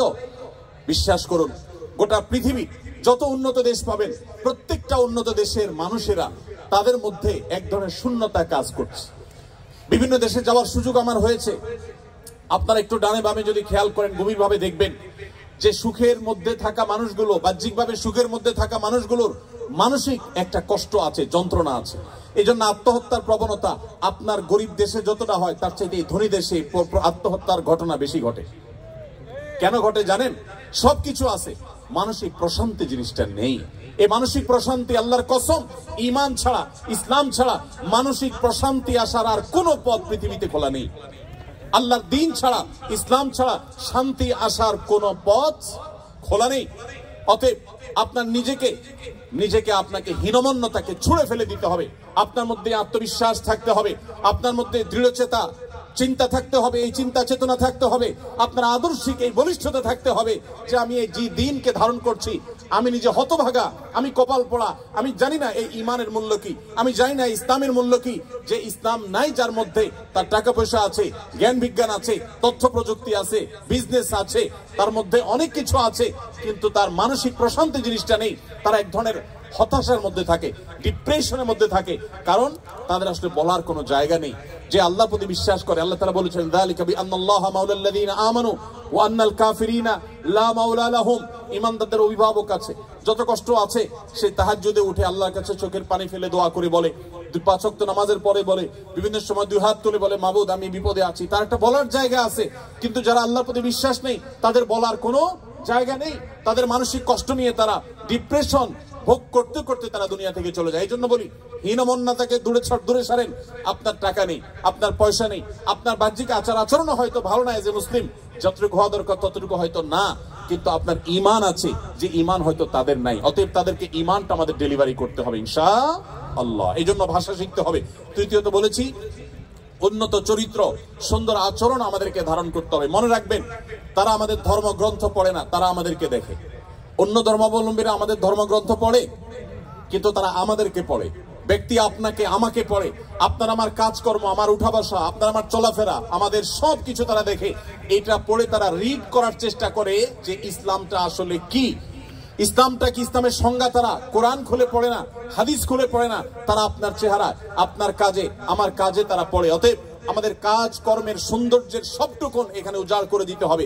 এদেশের মানুষের যে সততা, নিষ্ঠা, সত্যবাদিতা, এদের মধ্যে যে ছলছাড়াছাড়ি না করার প্রবণতা, এই ভালো গুণগুলো আমি আশা করব যারা দেশে ফিরে যাবেন অথবা এখানে থাকবেন, এই ভালো গুণগুলো অর্জন করতে কোনো কার্পণ্য করবেন না। তাদেরকে আপনি ঈমান দিবেন, আর তাদের কাছ থেকে যে আখলাকটা অলরেডি কোরআন হাদিসে আপনাকে বলা হয়েছে সেটা আপনি ধারণ করার চেষ্টা করবেন ইনশাআল্লাহ। 4 নম্বর বলেছি, আপনার দাওয়াতের কাজের জন্য, ঈমানকে রক্ষা করবার জন্য প্রতিকূল পরিবেশে ভালো মানুষদের সঙ্গ, মসজিদ কেন্দ্রিক আপনি উঠা বসা করবেন। কখনো নামাজি আল্লাহওয়ালা মানুষের সঙ্গ আপনি হাতছাড়া করবেন না। সর্বশেষ আল্লাহর কাছে চোখের পানি ফেলবেন, দোয়া করবেন আল্লাহ রাব্বুল আলামিন আপনাকে, আমাকে, আমাদের সবাইকে প্রতিকূল পরিবেশে ঈমানের উপরে টিকে থাকার তৌফিক দান করুন, বলুন আমিন। আমরা চাই কিনা যে আমরা যখন কিয়ামতের দিন আল্লাহর সামনে হাজির হব, আমাদের পেছনে শত শত মানুষ লাইন ধরে থাকবে, যে মানুষগুলো আমাদের মাধ্যমে ইসলামে এসেছে, তাদেরকে নিয়ে আমরা জান্নাতে যেতে চাই কি চাই না বলেন তো? সবাই চান? কে কে চান একটু হাত তুলে দেখান তো। আল্লাহ আমাদের সবার হাতগুলোকে আপনি কবুলে মঞ্জুর করেন। আল্লাহ আমাদের সবার হাতগুলোকে আপনি কবুলে মঞ্জুর করেন। আল্লাহ আমাদের সবাইকে জান্নাতে যাওয়ার তৌফিক দান করেন। শত শত মানুষকে নিয়ে জান্নাতে যাওয়ার তৌফিক দান করুন। আল্লাহ এই কোরিয়ার মাটিকে আপনি ইসলামের জন্য কবুলে মঞ্জুর করবো না আমিন। জাযাকুমুল্লাহ খাইর ওয়া আখিরু দাওয়ানা আলহামদুলিল্লাহি রাব্বিল আলামিন। ভাই, যেহেতু প্রশ্ন উত্তর আছে, আবার সময় একেবারে কম, বিধে আমি প্রশ্ন উত্তরে চলে যাচ্ছি, খুব বেশি দীর্ঘায়িত করলাম না আলোচনা। আপনাদের অগণিত প্রশ্ন আছে, আমি গত বছরও যে প্রশ্নগুলোর উত্তর দিতে পারি নাই, আমি মাওলানা ওমর ফারুককে বিশেষভাবে ধন্যবাদ জানাই যে তিনি সেই প্রশ্নগুলো রেখে দিয়েছেন এবং আমাকে বাক্স ধরাই দিয়েছেন যে গত বছরের যে প্রশ্নের উত্তর আপনার দেওয়ার বাকি ছিল সেগুলো উত্তর দিয়ে তারপর এবার যাবেন। আলহামদুলিল্লাহ ভাই আমাকে সবগুলো ধরাই দিয়েছেন, আপনাদের কোনো প্রশ্ন ফেলা হয় নাই, যে প্রশ্নগুলো উত্তর দেওয়ার মতো তার সবগুলো আছে। এবছরও যদি কোনো প্রশ্নের উত্তর আমরা দিতে না পারি, আমি সাথে করে বাংলাদেশে নিয়ে যাব। প্রতি শুক্রবার আমার পেজে যে লাইভ হয়ে থাকে সেখানে আপনারা প্রশ্ন উত্তর ইনশাআল্লাহ শামিল হতে পারেন। আল্লাহ তাআলা আমাদের সবাইকে যা শুনবো আমল করার তৌফিক দান করুন। ভাইরা আমার, মাওলানা মিজানুর রহমান আজহারী সাহেব ইনশাআল্লাহ আসরের সময় ইনশাআল্লাহ এসে উপস্থিত হবেন। আসরের পরে বক্তব্য হবে, মাগরিবের মধ্যে আমরা আশা করছি শেষ করব। আমি আপনাদেরকে বলবো ধৈর্য ধারণ করে প্রোগ্রামের শেষ পর্যন্ত আপনারা সুশৃঙ্খলার সাথে বসবেন। আমি খুবই আনন্দিত যে আপনারা সুশৃঙ্খল একটা পরিবেশে আছেন এবং আমাদের স্বদেশী ভাইদেরকে নিয়ে যেখানে আয়োজন হয় আমার একটা ভয় কাজ করে।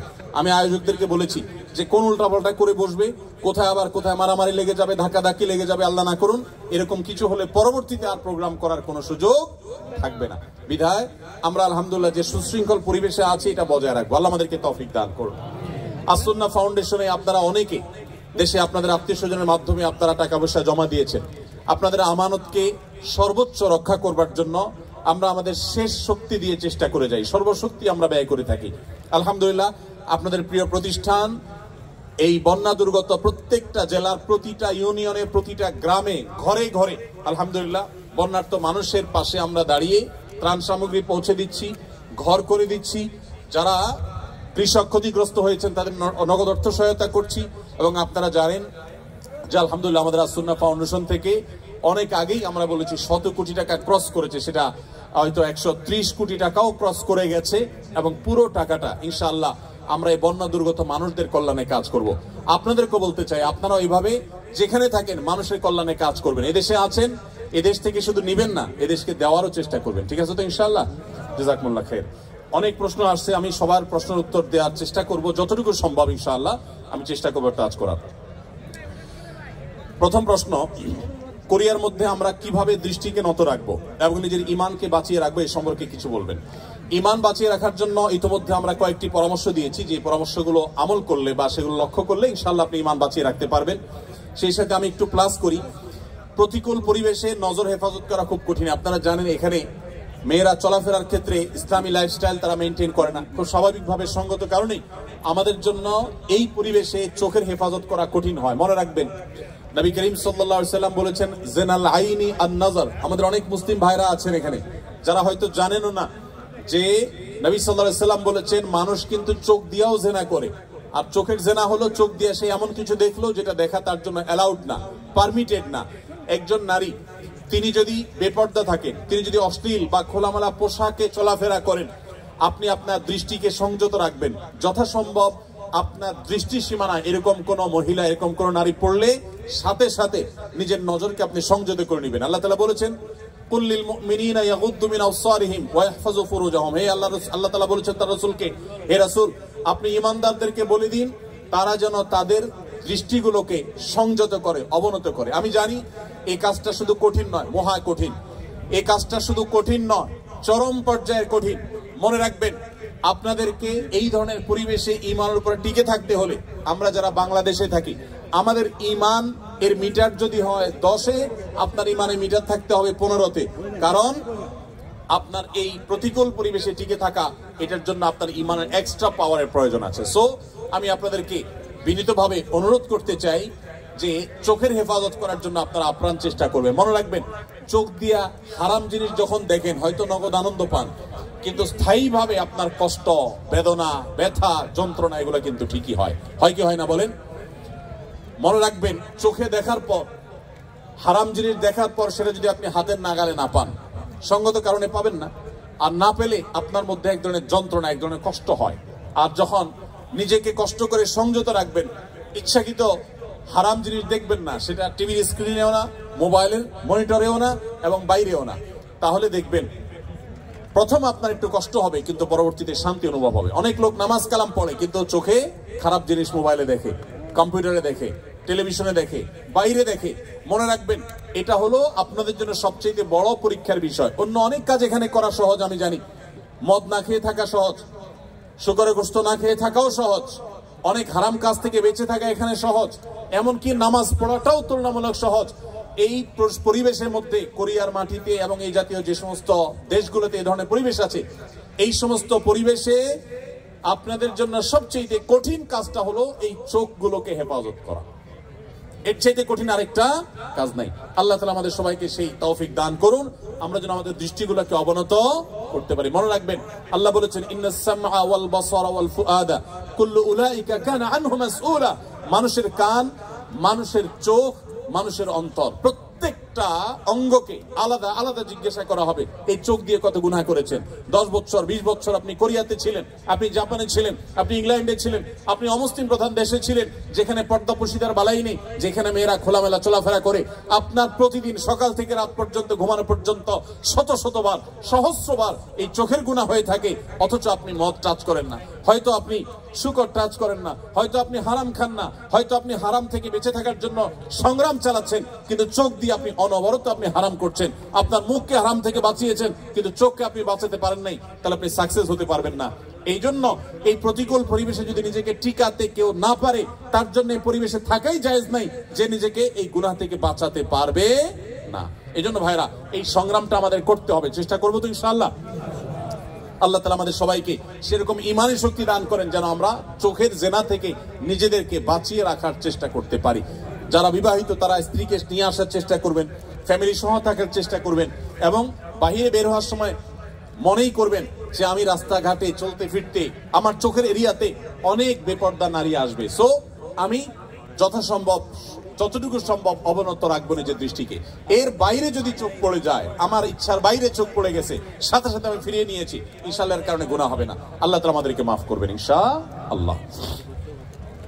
এখানে কোরিয়াতে বেশ কিছু চকলেটের উপাদানের জায়গা লেখা থাকে সাসুগি বা থাক্কুগি, যার অর্থ গরু বা মুরগি, অথবা চকলেটগুলো সফট মিল্ক ফ্লেভারের চকলেট। আদৌ পিওর গরু বা চিকেন আছে কিনা তা বোঝা যায় না, থাকলেও হালাল কিনা আমরা সেটা জানি না। এমন নুডলসও আছে। এরকম চকলেট বা নুডলস খাওয়া আমাদের জন্য হালাল হবে কিনা, প্রশ্নটি লিখেছেন ভাই আবির। আপনার প্রশ্ন উত্তর হলো যে যত চকলেট আছে ওয়ার্ল্ড ওয়াইড, বেশিরভাগ চকলেটগুলোতেই আসলে হারামের উপস্থিতি বা উপাদান থাকার সম্ভাবনা জোরালো। সবগুলোতে না, অনেক চকলেট আছে এর বিপরীতে আলহামদুলিল্লাহ যেগুলো হালাল, যেগুলোতে হারাম কোনো উপাদান নেই। এই বিষয়টা পৃথিবীর অন্য অনেক দেশে নিরূপণ করা সহজ, আপনাদের কোরিয়াতে একটু কঠিন। আপনি জাপানে গেলেও দেখবেন যে বিভিন্ন বাজারে, বিভিন্ন সুপার মার্কেটে, বিভিন্ন মার্টে, সুপার মলে, সুপার শপিং মলে আপনি দেখবেন যে চকলেট হোক, যে কোনো ফুড হোক, সেখানে স্ক্যান করে চেক করা যায় এটা হালাল কি হারাম, এখানকার উপাদান কি, সব ডিটেল জানা যায়। এবং হালাল সার্টিফিকেশন প্রতিষ্ঠানগুলো খুবই স্ট্রং সেসব দেশে, যার কারণে হালাল সার্টিফিকেশনের উপরে নির্ভর করা যায়। আপনাদের এখানে এখনো সেটা হয় নাই, তবে আলহামদুলিল্লাহ যেভাবে দিন দিন আমাদের প্রবাসী বাংলাদেশি ভাইরা বাড়ছেন, পাকিস্তানি, আরাবিয়ান, অন্যান্য দেশি ভাইরাও দিন দিন আসছেন, আশা করা যায় অচিরেই ইনশাআল্লাহ কোরিয়াতেও হালাল সার্টিফিকেশনের অথরিটি এরকম গড়ে উঠবে, তখন আপনাদের জন্য সহজ হবে। আপাতত যারা এখানে আছেন আমি তাদেরকে বলবো, আপনি এটার উপাদানের মধ্যে সন্দেহপূর্ণ কোনো কিছু থাকলে সেটাকে অ্যাভয়েড করবেন। মনে রাখবেন, সন্দেহপূর্ণ বিষয়কে অ্যাভয়েড করাটা খুবই জরুরি একটা বিষয়। যেটা আপনি নিশ্চিত হালাল জানবেন শুধু সেটাই গ্রহণ করবেন, আর যেটাকে সন্দেহ মনে হবে সেটা আপনি অ্যাভয়েড করে চলবেন। চকলেট না খেলে কি আমরা মারা যাব ভাই? কি বলেন? চকলেট না খেলে কি খুব বেশি অসুবিধা হবে আমাদের? অতএব আমরা যথাসম্ভব সন্দেহপূর্ণ খাবার অ্যাভয়েড করে চলবো, তাহলে ইনশাআল্লাহ হারাম থেকে বেঁচে থাকা সহজ হবে। এরপরে প্রশ্ন হলো, আমি অনেক চেষ্টার পরও মা হতে পারছি না, তাই অনেকে আমাকে অনেক আমলের পাশাপাশি তাবিজ ব্যবহার করতে বলছেন, অনেকে কটু কথাও বলেন, কিন্তু আমি খুবই সন্দিহান গুনাহের ব্যাপারে। দয়া করে সঠিক তথ্য দিয়ে সহযোগিতা করবেন। বোন ফারজানা প্রশ্ন করেছেন। দেখুন, যে সমস্ত বোনের বাচ্চা হয় না, আমাদের সমাজে এক শ্রেণীর কুলাঙ্গার, এক শ্রেণীর খারাপ মানুষ আছে যারা ওই মেয়েদেরকে নিয়ে কটু কথা বলে, আছে না নাই? গ্রামাঞ্চলে বিশেষ করে অনেকে আছেন এই সমস্ত বোনদেরকে খোঁচা মেরে কথা বলেন। সন্তান হওয়া না হওয়া এটা কি পৃথিবীতে কোনো মানুষের হাতে? কোনো মানুষের হাতে? সন্তান দেওয়া বা না দেওয়ার মালিক কে? আল্লাহ তাআলা কোরআনে কারীমে পরিষ্কার ভাবে বলেছেন যে আল্লাহ রাব্বুল আলামিন ইয়াহাবু লিমান ইয়াশাউ ইনাসা ওয়া ইয়াহাবু লিমান ইয়াশাউ যুকুর আয়ুযাওয়িজুহুম যুকরান ওয়া ইনাসা। আল্লাহ তাআলা যাকে ইচ্ছা তাকে কন্যা দেন, তাকে যাকে ইচ্ছা তাকে ছেলে দেন। কাউকে আল্লাহ তাআলা দুইটাই দেন, কাউকে আল্লাহ কিছুই দেন না, এটা সম্পূর্ণ আল্লাহর ইখতিয়ার। অতএব এই কারণে যদি কোনো মেয়েকে বা কোনো ছেলেকে কেউ দোষারোপ করে, সে আল্লাহর কাছে কবিরা গুনাহে লিপ্ত আসামি। যদি সে মুখে দাঁড়িয়ে থাকে, সে যদি হাজী সাহেব থাকে, সে যদি মসজিদের সভাপতি সেক্রেটারি হয়, সে যদি আলেম ইমাম সাহেব হয়, তারপরে সে আল্লাহর কাছে অপরাধী এবং ক্রিমিনাল, বিকজ সে একজন নির্দোষ মানুষকে সে দোষ দেওয়ার চেষ্টা করেছে। এজন্য খবরদার, সন্তান হয় না, সব ছেলে হয় অথবা সব মেয়ে হয়, এজন্য মেয়েদেরকে অথবা ছেলেদেরকে কাউকে কোনো দোষ দেওয়া যাবে, এটা সম্পূর্ণ আল্লাহর ফয়সালা। এর পাশাপাশি বোন যদি জানতে চাইছেন যে সন্তান না হওয়ার জন্য আপনাকে বিভিন্ন আমলের কথা বলেন, বিভিন্ন আমল আপনি করতে পারেন। কোরআনে কারিমে বিভিন্ন আয়াত আছে, যে আয়াতগুলো আমল করার মাধ্যমে, পাঠ করার মাধ্যমে, সেগুলো পড়ে পানিতে ফু দিয়ে খাওয়ার মাধ্যমে বিভিন্নভাবে সন্তান আল্লাহ তাআলা দান করেছেন। বিশেষ করে আমি আপনাকে কোরআনের আমলের কথা বলতে চাই। আপনারা জানেন আল্লাহ নবী ইব্রাহিম আলাইহিস সালাম, তাকে আল্লাহ তাআলা বার্ধক্যে সন্তান দিয়েছেন, বৃদ্ধ বয়সে সন্তান দিয়েছেন। আল্লাহর আরেক নবী জাকারিয়া আলাইহিস সালামকে আল্লাহ তাআলা বৃদ্ধ বয়সে সন্তান দিয়েছেন, যে বয়সে সন্তানের আশাই তারা ছেড়ে দিয়েছিলেন, নিরাশ হয়ে গেছেন যে বয়সে সন্তান হবে না। ঠিক তখন আল্লাহ তাআলা অলৌকিকভাবে সন্তান দিয়েছেন। তারা আল্লাহর কাছে সন্তান চেয়ে দোয়া করেছেন। সেই দোয়াগুলো আপনিও করতে পারেন, স্বামী স্ত্রী উভয় নিয়মিত করতে পারেন। তার ভিতরে একটা দোয়া হলো রব্বি হাবলি মিনাস সালিহিন, আল্লাহ আপনি আমাকে নেক সন্তান দান করেন। এই দোয়া বেশি বেশি পাঠ করবেন। এমনকি যাদের সন্তান আছে, আবারও সন্তান হবে সে আশা রাখেন, আপনি আল্লাহর কাছে দোয়া করবেন, রব্বি হাবলি মিনাস সালিহিন। আমার সাথে বলেন সবাই, রব্বি হাবলি মিনাস সালিহিন। এর অর্থ হলো, হে আল্লাহ আপনি আমাকে নেক সন্তান দান করেন। মনে রাখবেন, আপনার ছেলে মেয়ে, আপনার সন্তান সন্ততি যদি নেক হয়, আল্লাহ ভীরু হয়, তাদের মধ্যে যদি আল্লাহর ভয় থাকে, তাহলে সেক্ষেত্রে এই সন্তান আপনার জন্য সবচেয়ে বেশি উপভোগ্য হবে, আপনার দুনিয়ার জীবনকে জান্নাতে পরিণত করবে, আখিরাত তো আছেই। এই জন্য নেক সন্তান আল্লাহর কাছে সবসময় কামনা করবেন। সন্তান যদি অমানুষ হয়, এর চাইতে বড় দুর্ভাগ্যের আর কিছু হতে। আমি জাপানে গিয়েছি, সেখানে দেখেছি, এখানকার কালচারও আপনারা আমার চাইতে আরো ভালো জানেন। অনেকেই আছেন একটা কুকুর সাথে নিয়ে তাদের দিন যাপন করে, আছে না নাই? আপনাদের চোখের মধ্যে পড়ে কি পড়ে না? বৃদ্ধ বয়সে একজন মানুষ একটা কুকুরের বাচ্চা, কুকুরের একটা ছানাকে নিয়ে তার দিন রাত সে পার করে দেয়, তার সবকিছু সে শেষ করে দেয় শুধু একটা কুকুরের বাচ্চাকে সাথে নিয়ে। এই জিনিসটা কি আমাদের জন্য খুব কাঙ্ক্ষিত না অনাকাঙ্ক্ষিত বলেন তো? এটা কি কাঙ্ক্ষিত? এরা কেন এরকম করে? কারণ ওই যে সন্তান সন্ততি নাতিপুতি তাদেরকে হাতের কাছে পায় না। মানুষ আদর করতে পারলে কেউ তো আর পশু আদর করে থাকতো না ভাইরা আমার।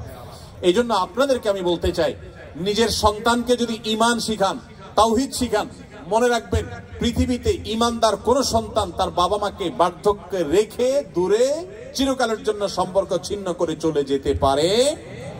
আপনারা দেখেছেন অনেকেই, গত কদিন আগে নিউজ হয়েছে আমাদের দেশে, মূলধারা মিডিয়াগুলোতে উঠে এসেছে যে জাপানে অল্প সময়ের ব্যবধানে হাজার হাজার মানুষ পাওয়া গেছে যারা বাসায় মরে পচে, অনেকে আছেন যে কয়েক মাস পর জানা গেছে যে লোকটা মারা গেছেন, তারপর পুলিশ গিয়ে দরজা ভেঙে তাদেরকে লাশ উদ্ধার করেছেন।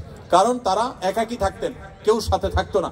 এর চাইতে বড় বেদনার, এর চাইতে বড় যন্ত্রণার, এর চাইতে বড় কষ্টের আর কি হতে পারে যে বার্ধক্যে এসে তারা কোনো মানুষ পাবে না। আপনি যদি চান যে আপনার সন্তান সন্ততি মৃত্যুর আগ পর্যন্ত আপনার পাশে থাকবে, আপনাকে আগলে রাখবে, আপনাকে স্নেহ মমতা দিবে, ভালোবাসা দিবে, তাহলে মনে রাখবেন একমাত্র পথ তাদেরকে মুসলমান বানানো, আল্লাহ ভীরু বানানো।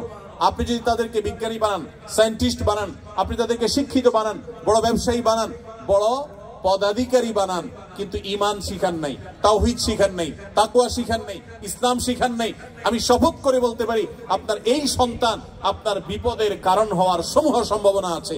এই জন্য সন্তান নেক হোক আমরা সবাই চাই কি চাই না বলেন? তাহলে দোয়া করতে হবে।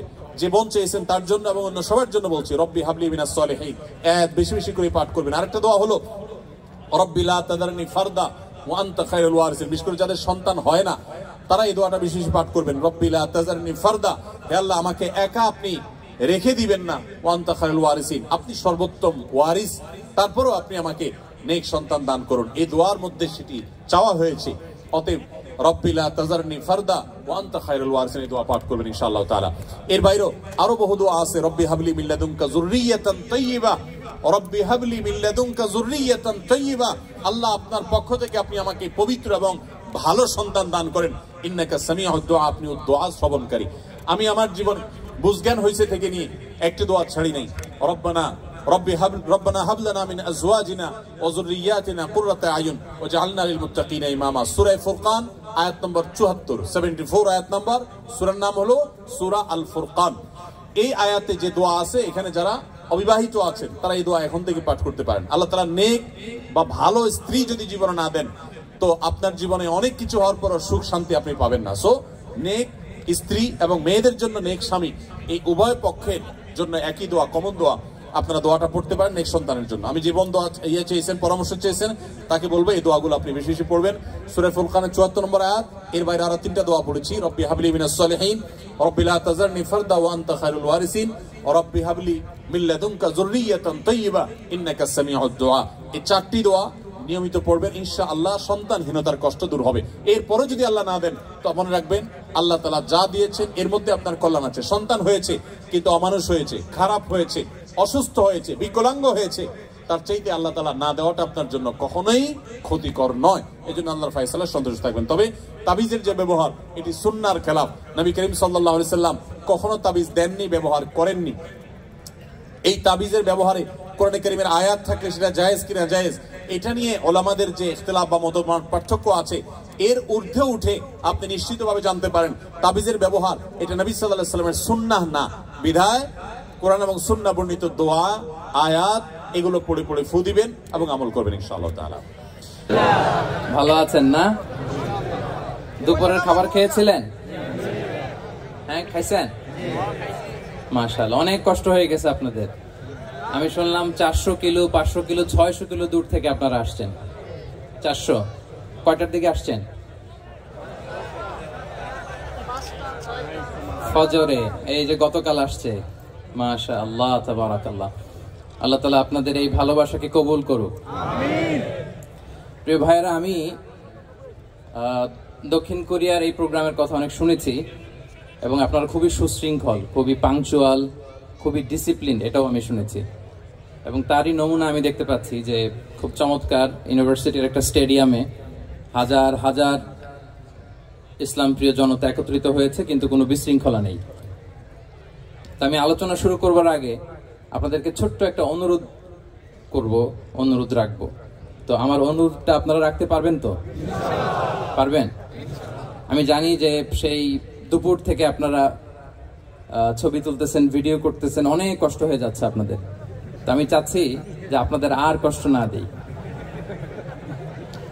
আপনারা মেহেরবানি করে এই যে মোবাইলগুলো এতক্ষণ ধরে স্মৃতি রাখার জন্য যত ছবি তুলেছেন, ভিডিও করেছেন, লাইভ করেছেন, ফাইন, কিন্তু এখন থেকে আমি দেখতে চাই যে দক্ষিণ কোরিয়ার ভাইরা কতটুকু ডিসিপ্লিন, স্টেজ থেকে যে ইনস্ট্রাকশন আসে সেটা তারা কিভাবে মেনে নেয় দেখি।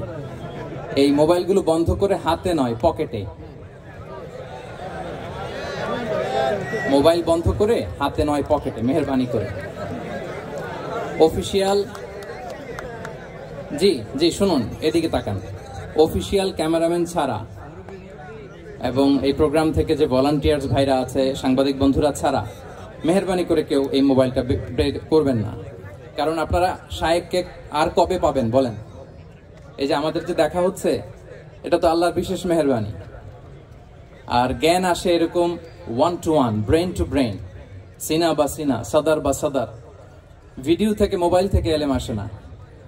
তা আপনি লাইভ করবেন, কমেন্টস করবেন, হোয়াটসঅ্যাপ গ্রুপে ভিডিও শেয়ার দিবেন, আরেকজনের মাথার উপর দিয়ে এরকম করবেন, খুবই বিশৃঙ্খলা হবে। মালয়েশিয়াতে আমরা যে প্রোগ্রামগুলোতে জয়েন করি, আপনি দেখবেন আমার ভেরিফাইড যে ইউটিউব চ্যানেল, ওখানে আমরা যখন আলোচনাগুলো শেয়ার দেই, দেখবেন যে একটা শ্রোতাও হাতে মোবাইল নিয়ে বসে থাকে না। সবাই খরগোশের কানের মতো কানগুলোকে খাড়া করে চাতক পাখির মতো স্টেজের দিকে তাকিয়ে থাকে। আমরা তাদেরকে ওইভাবে ট্রেন আপ করেছি, গ্রুমিং করেছি, ইনস্ট্রাকশন দিয়েছি।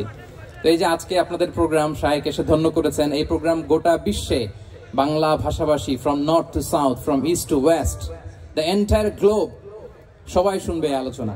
তো যদি দেখে যে একজন উঠতেছেন, একজন দাঁড়ায় আছেন, ওই যে আরেকজন দায়িত্ব নিয়ে ভিডিও করতেছে এখানে, আপনি যতবার মোবাইল বের করবেন ঠিক ততবারই আমি আপনাকে থামাবো।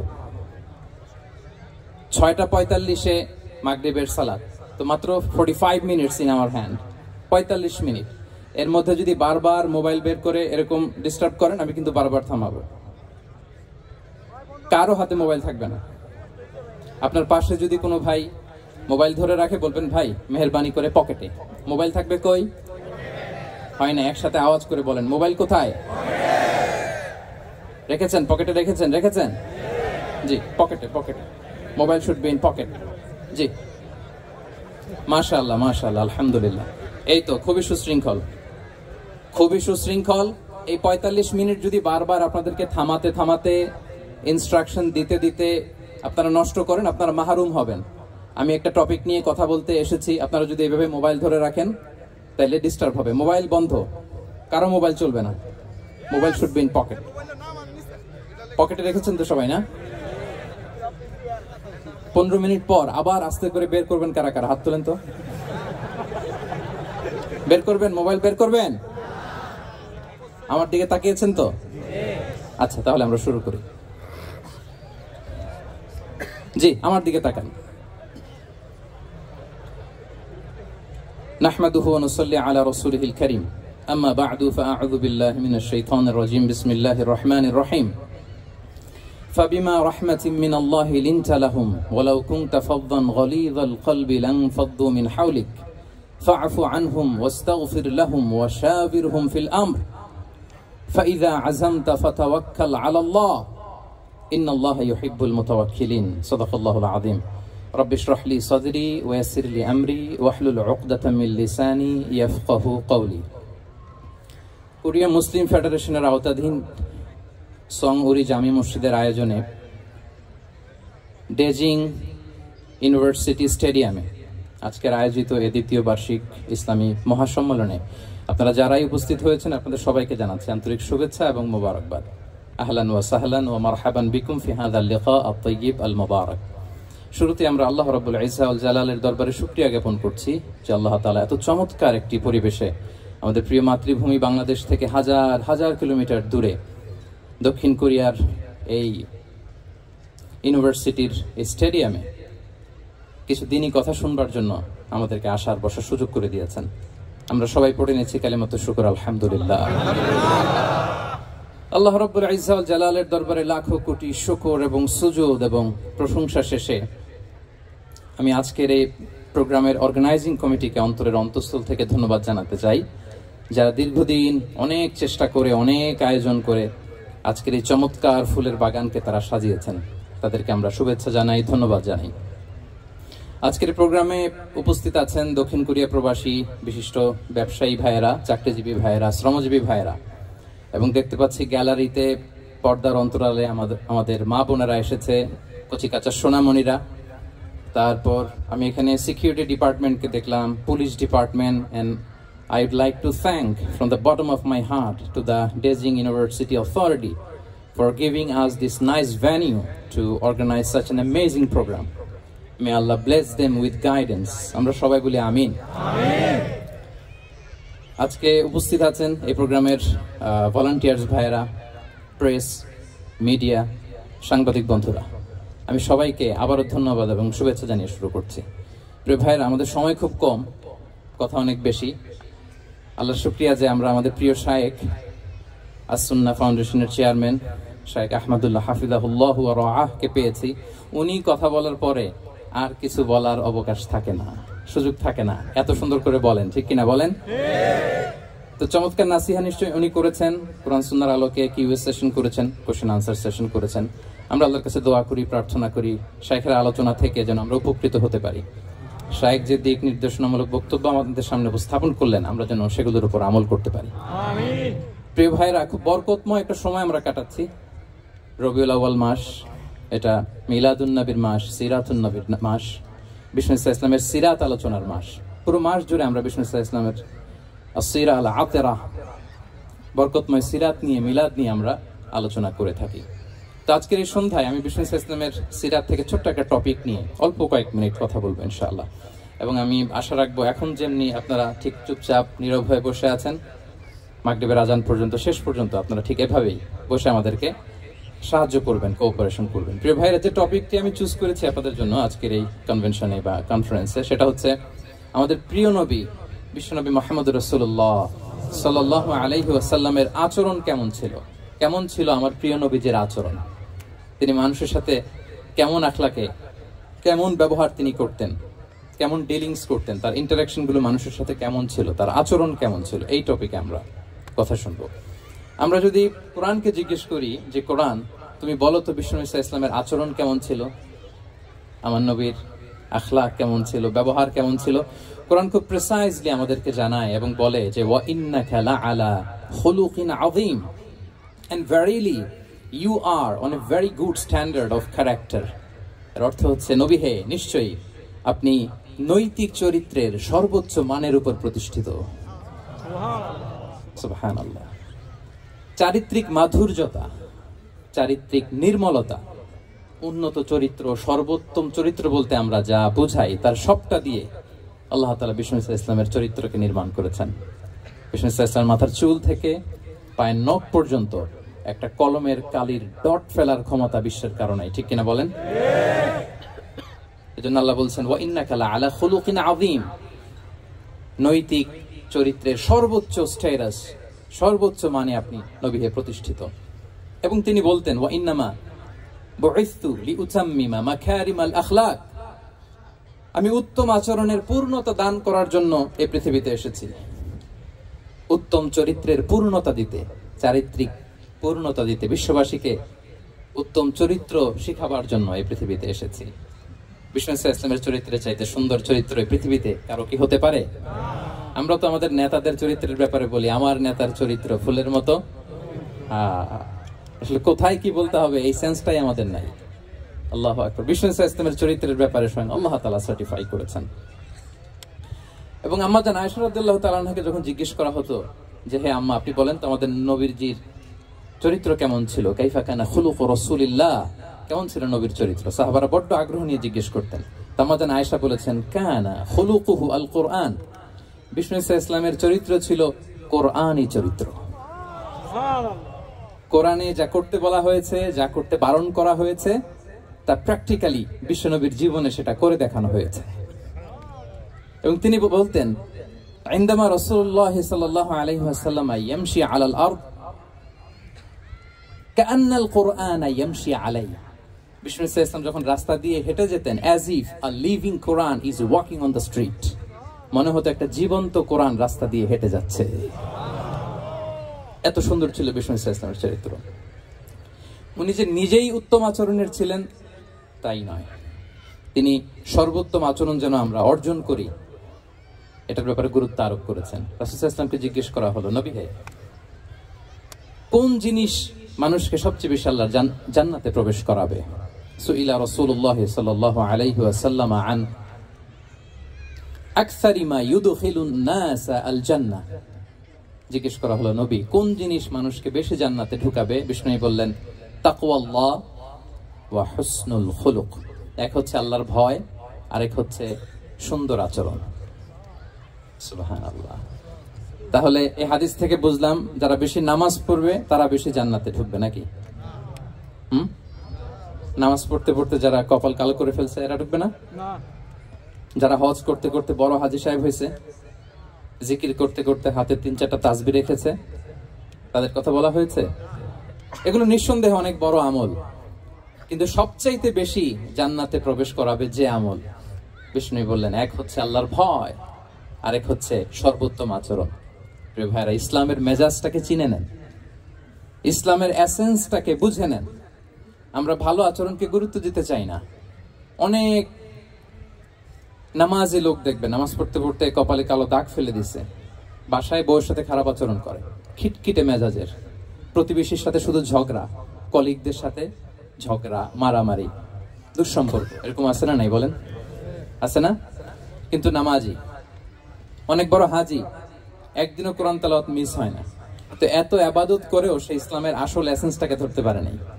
বিষ্ণু বললেন সবচেয়ে বেশি জান্নাতে প্রবেশ করাবে যে দুটি আমল, একটি হচ্ছে তাকওয়াল্লাহ, আল্লাহর ভয়, আরেকটি হচ্ছে উত্তম আচরণ, সর্বোত্তম আচরণ। তো আমরা যেন উত্তম আচরণের অধিকারী হই, আমার স্ত্রীর সাথে যেন ভালো আচরণ করি, প্রতিবেশীর সাথে যেন ভালো আচরণ করি, ছেলে মেয়েদের সাথে যেন আমাদের অ্যাটিটিউডটা ভালো থাকে, আচরণটা ভালো থাকে, কলিগের সাথে যেন ভালো থাকে। বিশ্বনবীর আচরণ যেমন ছিল তেমন আচরণ যেন আমরা গড়ে তুলতে পারি। আওয়াজ করে পড়ুন আমিন। সুনানে আবু দাউদের এক বর্ণনা বিষ্ণু ইসলাম বলেন, খুব চমৎকার একটি হাদিস, মনোযোগ দিয়ে শুনুন। তিনি বলেন আনা যাঈমুন বিবাইতিন ফি রাবাদিল জান্নাতি লিমান তারাকাল মিরাআ ওয়া ইন কানা মুহিক্কান, আমি ওই ব্যক্তিকে জান্নাতের আঙ্গিনায় একটা ঘরের গ্যারান্টি দেই যে ব্যক্তি তর্ক করার সময় নিজে হক এটা জেনেও সে তর্ক থামিয়ে দেয়। অনেক সময় হয় না, অনেকে পায়ে পাড়া দিয়ে ঝগড়া করতে আসে, এরকম আছে না নাই? আপনি চুপচাপ দেখবেন একটা বাজে কমেন্টস করতেছে, আবার কমেন্টের নিচে কমেন্ট, আবার গালি, হ্যাঁ আছে না এরকম? বিষ্ণু বলেন নিজে হক এটা জানার পরেও আর যাতে তর্ক না বাড়ে, যে তর্ক থামিয়ে দেয় জান্নাতের আঙ্গিনায়, তাকে আমি একটা ঘরের গ্যারান্টি দেই। ওয়াবিবাইতিন ফি ওয়াসাতিল জান্নাতি লিমান তারাকাল কাযিবা ওয়া ইন কানা মাযিহান, আর ওই ব্যক্তিকে আমি জান্নাতের মাঝখানে একটা ঘরের গ্যারান্টি দেই যে ব্যক্তি কৌতুক করার সময়ও মিথ্যা পরিহার করে। করতেছে কৌতুক, ফান করতেছে আর কি, হি ইজ কিডিং, পান করে, কৌতুক করে, কিন্তু কৌতুকের সময়ও সে মিথ্যা বলে না। এই স্বভাব যাদের, তাদেরকে আমি জান্নাতের মাঝ বরাবর একটা ঘরের গ্যারান্টি দেই। এরপর বিষ্ণু কি বলে দেখেন, তিনি বলেন ওয়াবিবাইতিন ফি আ'লাল জান্নাতি লিমান হাসানা খুলুকাহ, আর জান্নাতের একেবারে হাইস্ট পিক অফ প্যারাডাইস, জান্নাতের সর্বোচ্চ স্তরে আমি একটা ঘর বা একটা বাসভবনের গ্যারান্টি ওই ব্যক্তিকে দেই যে তার আচরণটা সুন্দর করেছে, যে সুন্দর আচরণের অধিকারী হয়েছে। তাকে জান্নাতের হাইস্ট পিকে আমি একটা বাসভবনের গ্যারান্টি দেই। তাহলে বলেন তো আমাদের আচরণটা সুন্দর করার দরকার আছে না নাই? এটা খুব ছোটখাটো একটা আমল, তাই না? কথা বলেন দক্ষিণ কোরিয়া প্রবাসী ভাইরা, আওয়াজ করে বলেন, এটা কি ছোট আমল? দেখলে সালাম দিব, সুন্দরভাবে কথা বলবো, ভালো উইশ করব, হ্যাঁ, হিংসা জিঘাংসা অহংকার থেকে মুক্ত থাকবো, খিটখিটে মেজাজের হব না, অলওয়েজ স্মাইলিং ফেস থাকবে আমার, হৃদ্যতাপূর্ণ আচরণ। এই কাজটা কি ছোট আমল? আওয়াজ করে বলেন, এই আমলটা কি ছোট না বড়? প্রিয় ভাইরা, বিষ্ণু ইসলাম সবার সাথে এরকম মাধুর্যতাপূর্ণ আচরণ করতেন, ছোট থেকে বড়, নারী থেকে পুরুষ, বন্ধু থেকে শত্রু, সবার সাথে সুন্দর আচরণ করতেন। এবং তার এই চমৎকার আচরণে মুগ্ধ হয়ে তার অনেক শত্রু মুহূর্তে তার বন্ধুতে পরিণত হয়েছে। তাহলে আসুন আমরা দেখি আমাদের প্রিয় নবীজির আচরণ কেমন ছিল। এটা ছিল ভূমিকা কথা, ইন্ট্রোডাক্টরি ডিসকাশন। এটা বুঝলে পুরো আলোচনা বুঝবেন। আলোচনার এই পর্যায়ে এসে আমি যতটুকু বললাম এটা সবার কাছে ক্লিয়ার না ভাইরা? প্রিয় নবীজির আচরণ কেমন ছিল এটা নিয়ে আমরা শুনবো। শুরুতেই আমরা দেখি যে শিশুদের সাথে বিষ্ণু ইসলাম কেমন আচরণ করতেন। এই যে এত বলার পরেও লুকিয়ে লুকিয়ে অনেকে মোবাইল বের করে, আপনি যে ডিস্টার্ব করতেছেন আমাদের, মেহরবানি করে করবেন না, এদিকে তাকান। তাহলে শিশুদের সাথে পেয়ারা নবীজি কেমন আচরণ করতেন সেটা আমরা শুনবো। আমরা যদি থ্রু দ্য লেন্স অফ সিরা অথবা through the lens of Sunnah lens দিয়ে, আমরা তো এক একজন এক এক লেন্স লাগাই, তো দেখবেন যে সুন্দর একটা গ্লাস পরলে যেটা যেই কালার ওইটা দেখা যায়, কিন্তু নীল গ্লাস পরলে গোটা দুনিয়াটা, লাল গ্লাস লাগালে দুনিয়াটা। এই জন্য কোরআনের লেন্স দিয়ে আমরা বিশ্ব দেখি। কোন লেন্স দিয়ে বিশ্ব দেখবো? We see the world through the lens of Quran. আজকের আলোচনাটা আমরা করব থ্রু দ্য লেন্স অফ সিরা। সিরাতের আলোকে, সুন্নাহর আলোকে দেখি বিষ্ণু ইসলাম শিশুদের সাথে তিনি কেমন আচরণ করতেন।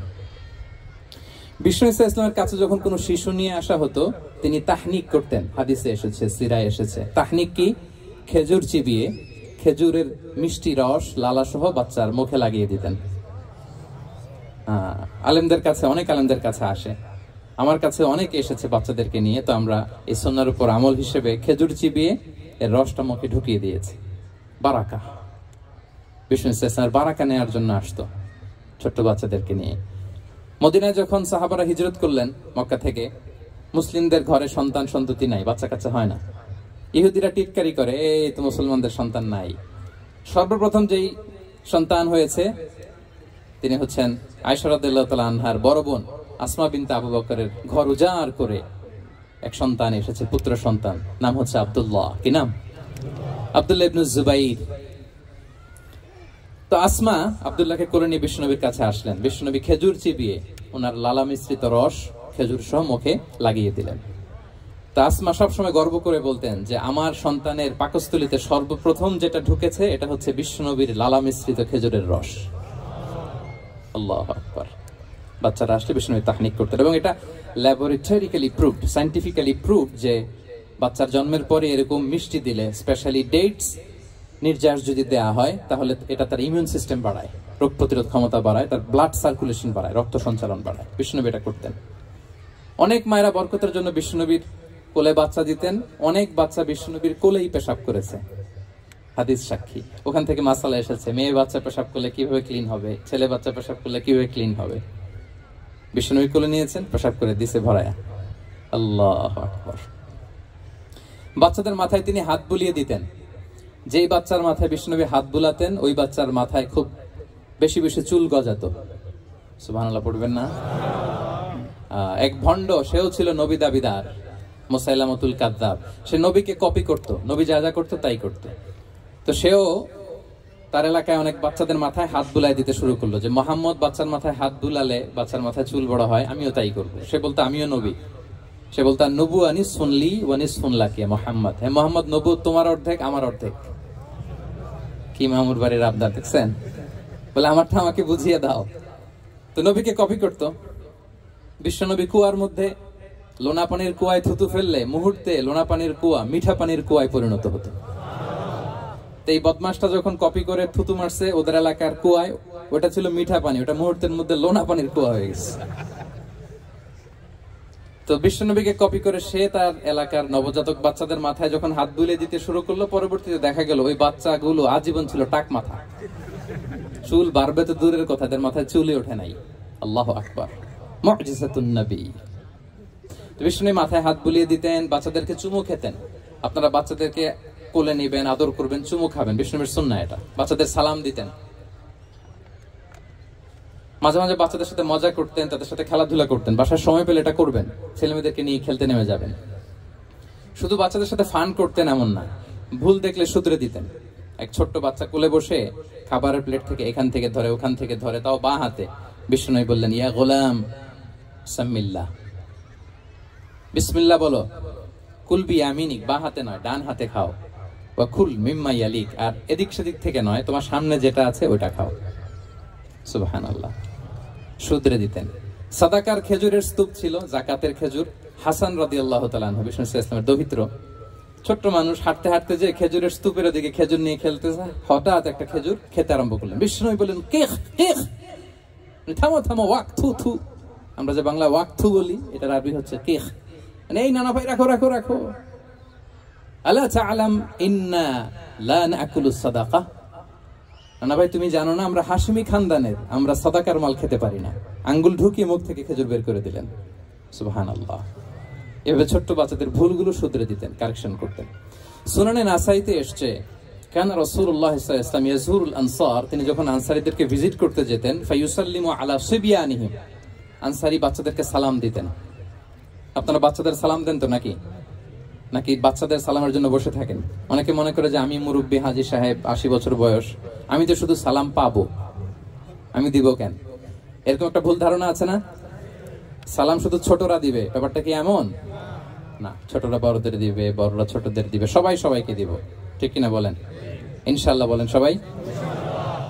ওয়ায়ামসাহু বিরুসিহিম, বাচ্চাদের মাথায় হাত বুলিয়ে দিতেন। ওয়ায়াদউ লাহুম, তাদের জন্য দোয়া করতেন।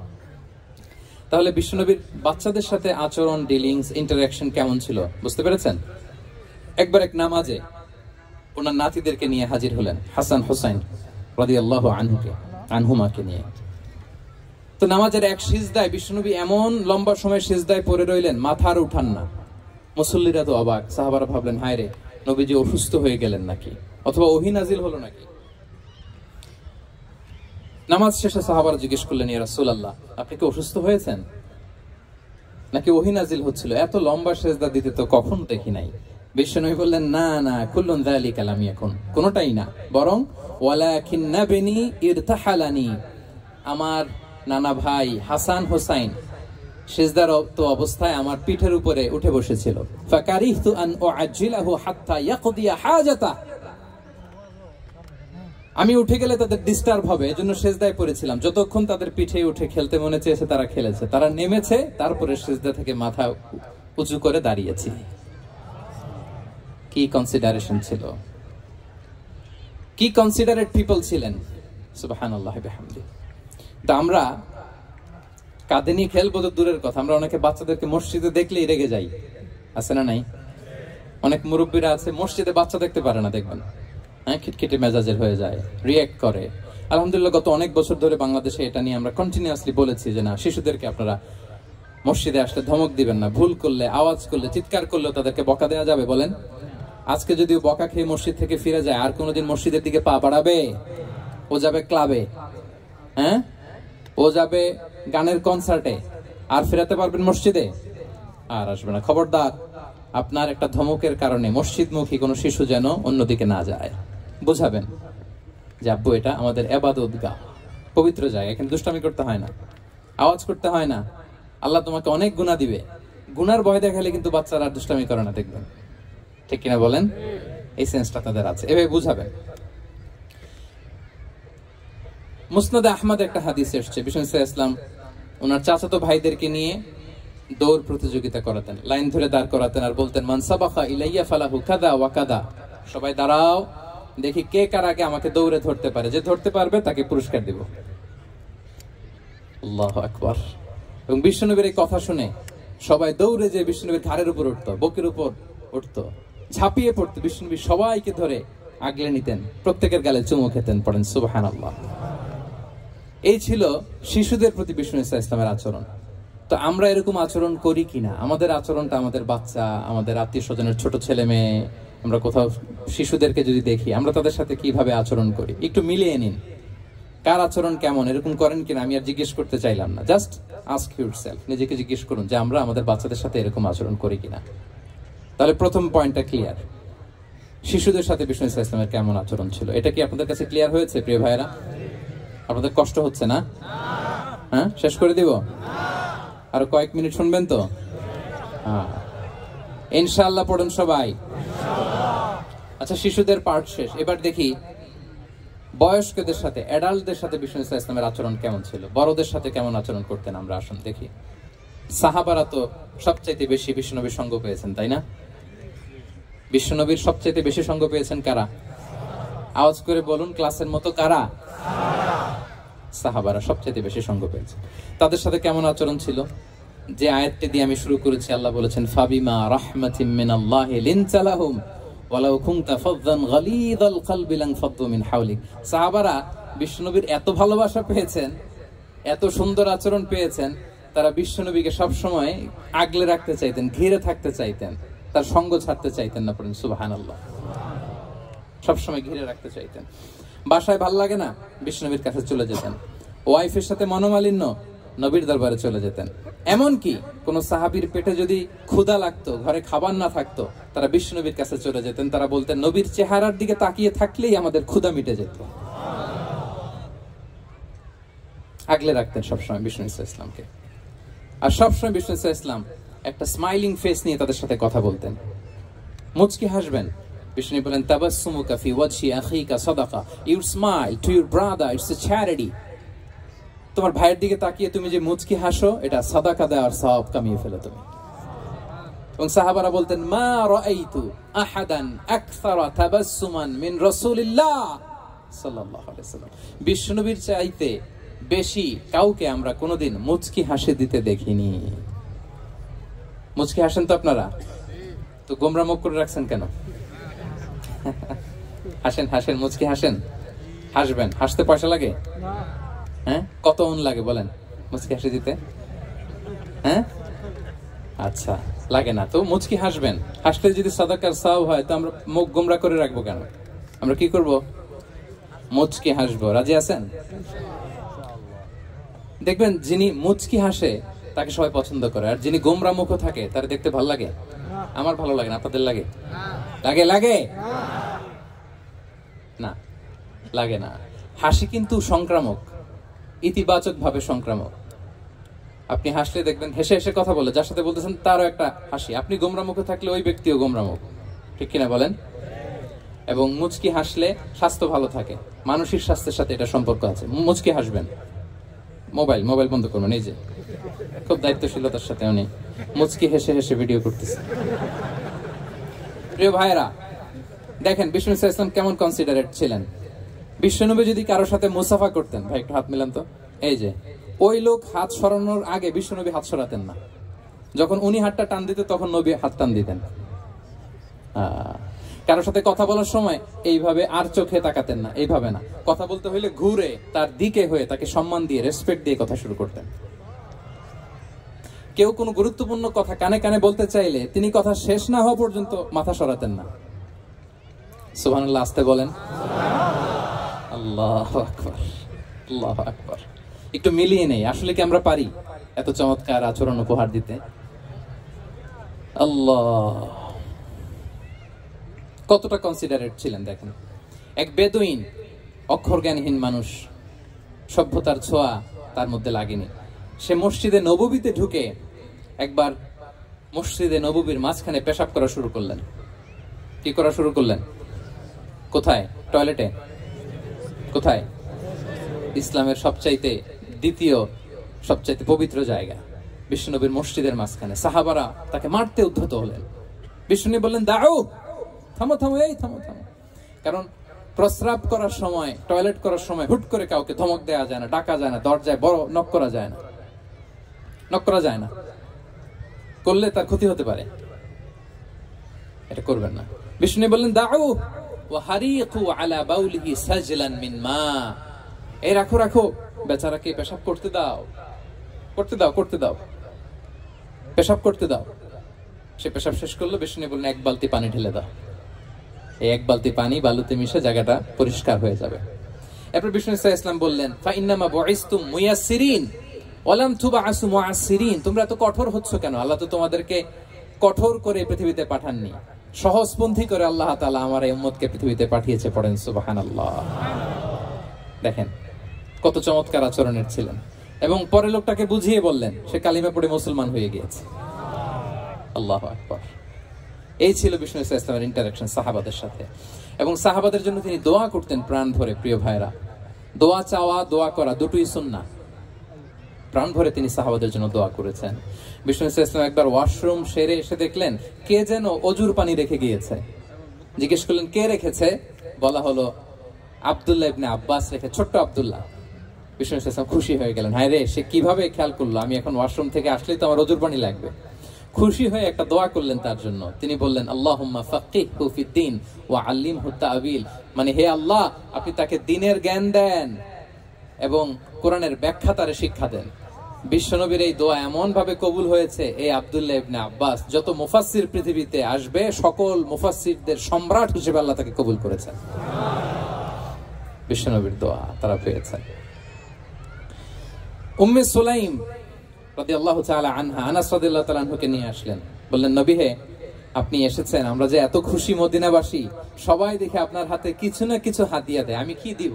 কিছু দেয়ার নাই, কিছু দেয়ার নাই। আমি গরিব মানুষ, আমি আমার নাড় ছেঁড়া ধন, কলিজার টুকরা আনাস, আমার শিশু সন্তানটারাই আপনারে হাদিয়া দিয়ে দিলাম।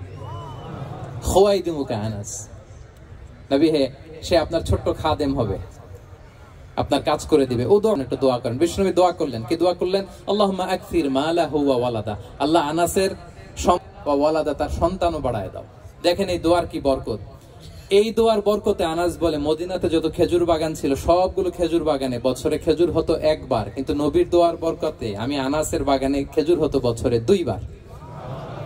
আর উনার সর্বসাকুল্যে ছেলে মেয়ে ছিল, কোন বর্ণনায় 78 জন, কোন বর্ণনায় 80 জন।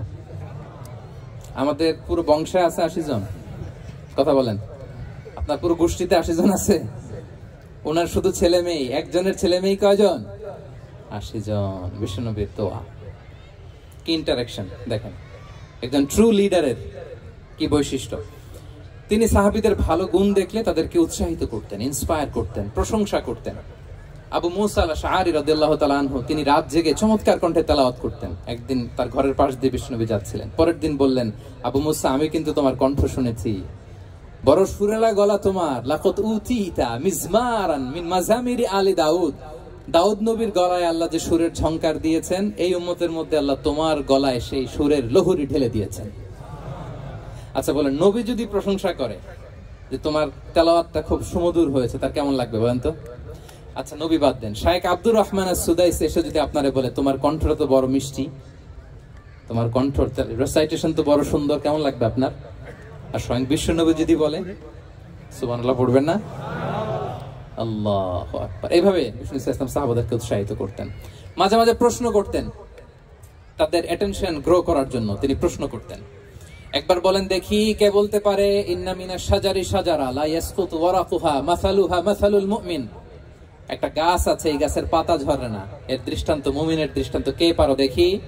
কোন সাহাবী পারে না, কারণ তারা ভাবতেছিল দূরের ওই সিরিয়ার কোন গাছ হবে, অমুক জায়গার মরুভূমির গাছ হবে, ঘরের পাশে যে খেজুর গাছ ওইটা আর কেউ পাবে না। ভাবছে প্রশ্ন যেহেতু করছে, এত সহজ উত্তর হইলে তো প্রশ্ন করার কথা ছিল না। তারা এইটা বলে, ওইটা বলে, ক্যাকটাস, গুলমলতা, ওই গাছ। নবী বলে না, ইন্নাহা আন-নাখলা, এটা খেজুর গাছ। কি গাছ? তো আব্দুল্লাহ ইবনে ওমর তখন খুব ছোট, তিনি মনে মনে ধরে ফেলছিলেন, কিন্তু ভয়ে বলে না।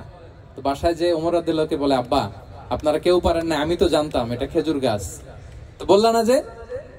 আব্দুল্লাহ বলে, আপনি পারেন না, অন্যান্য সাহাবারা বাচ্চা ছাড়া কেউ পারে না, আমি কেমনে কই? ওমর রাদিয়াল্লাহু বললেন, আজকে যদি তুমি বলতে পারতে লাল উট পেলে আরবরা যে যত খুশি হয়, আমি তার চেয়েও বেশি খুশি হয়ে যেতাম। নবীর সামনে আমার বুকটা এত বড় হয়ে যেত। আল্লাহু আকবার। দেখেন, প্রশ্ন ছুড়ে দিয়ে মনোযোগ আকর্ষণ করতেন সাহাবাদের।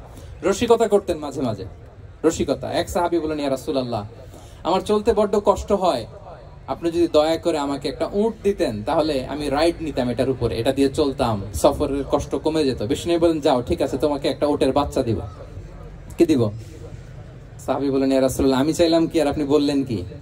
আমার তো লাগবে এমন উট যেটা দিয়ে মরুভূমিতে চলা যায়। বিষ্ণু বললেন, ওই উটটাও তো অন্য কোনো না কোনো উটের বাচ্চা। সুবহানাল্লাহ পড়বেন না? ছোট্ট কথা দেখেন, কি রসিকতা, কি সেন্স অফ হিউমার। সুবহানাল্লাহ।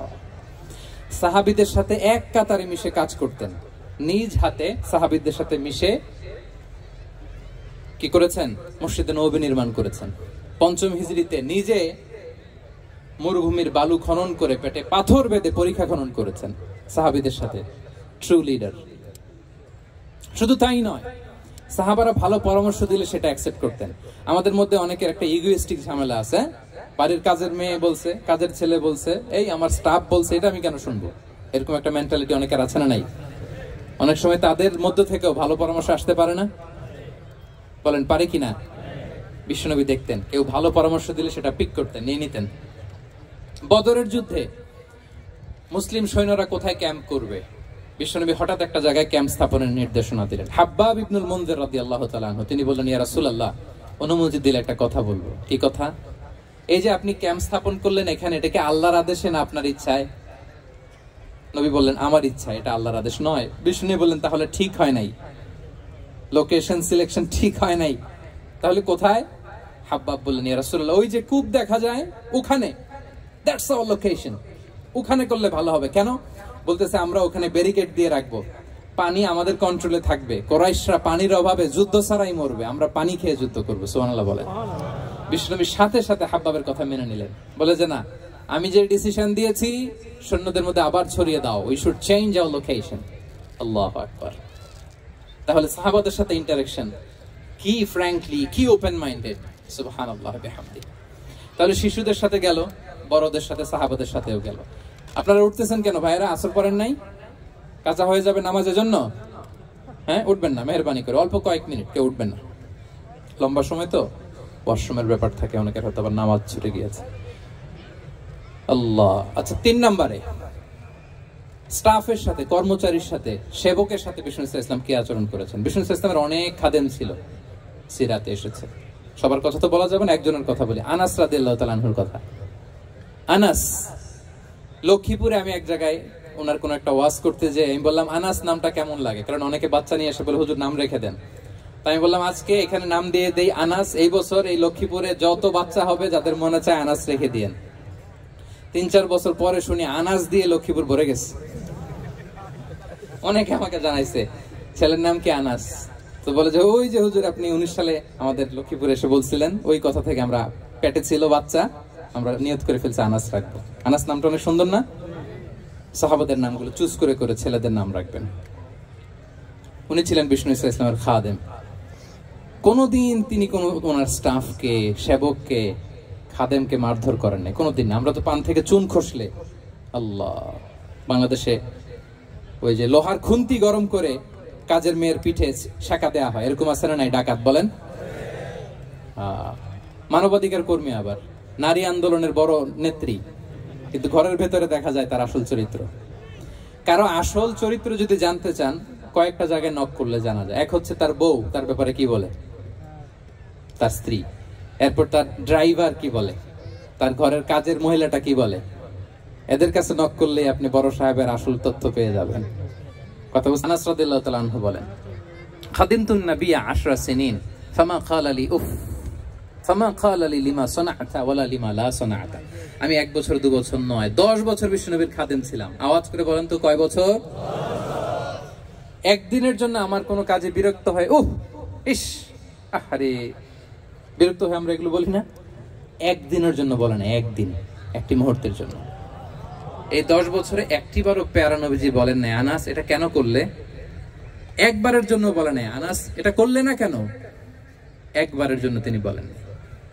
আনাস রাদিয়াল্লাহু তাআলা আনহু বলেন, একদিন একটা কাজে, সম্ভবত জুব্বা আনতে আমাকে বিষ্ণু পাঠিয়েছিলেন।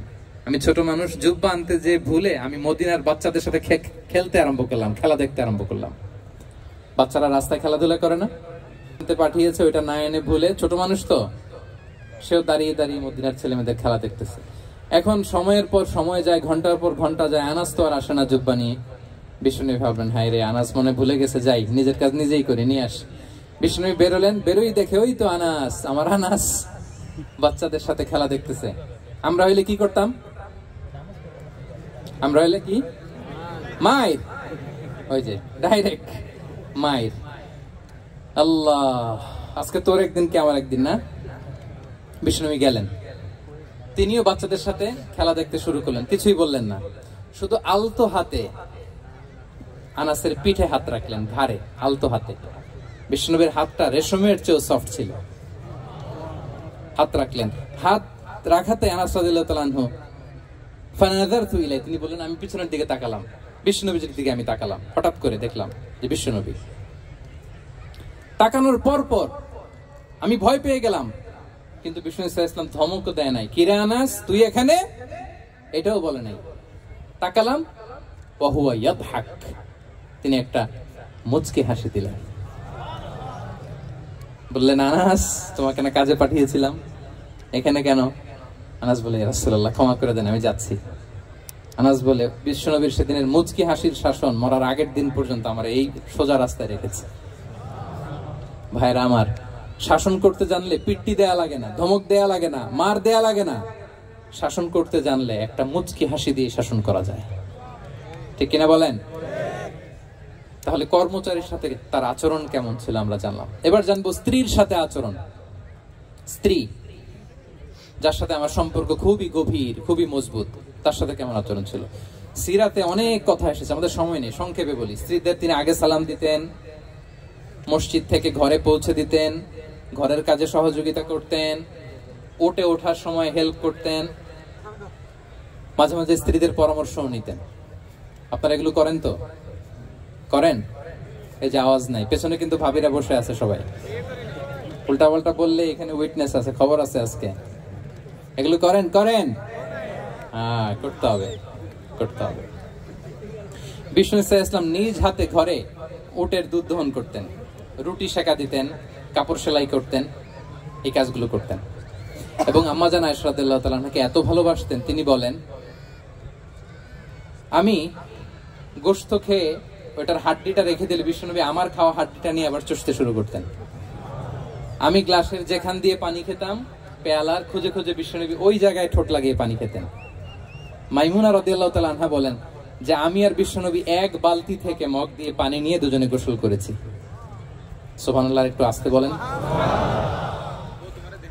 আল্লাহু আকবার, কি চমৎকার আচরণ। এবং স্ত্রীদের নিয়ে তিনি সফর করতে বেরোতেন। একবার রাত্রিবেলা বিষ্ণু ইসলাম এবং আম্মা জান আয়েশা রাদিয়াল্লাহু তাআলা আনহা, বিষ্ণু বলেন চলো তো আমরা একটু দৌড় দেই, এক্সারসাইজ হয়ে যাবে। দুইজনে দৌড় দিলেন। তখন আম্মা জান আয়েশা রাদিয়াল্লাহু তাআলা আনহা একটু স্লিম ছিলেন, তো দৌড়ে বিশ্বনবী পিছে পড়ে গেলেন, আম্মা জান আয়েশা ফার্স্ট হয়ে গেলেন, আগে চলে গেলেন।